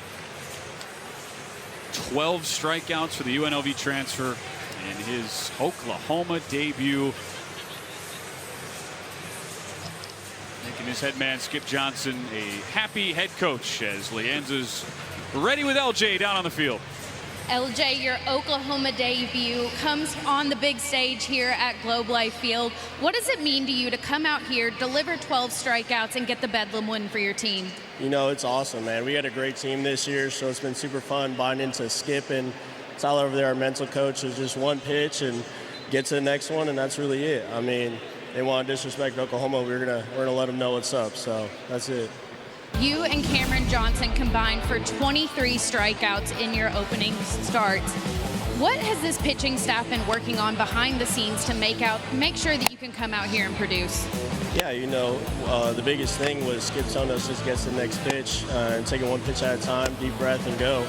And, you know, I believe we really buy into that, and it's a game changer. Like, I got in trouble in the second inning, but I just breathed through it and got to the next pitch, and we got out of it. So that's really what we've been doing, is just breathe and get to the next pitch, and that's the only thing you can do.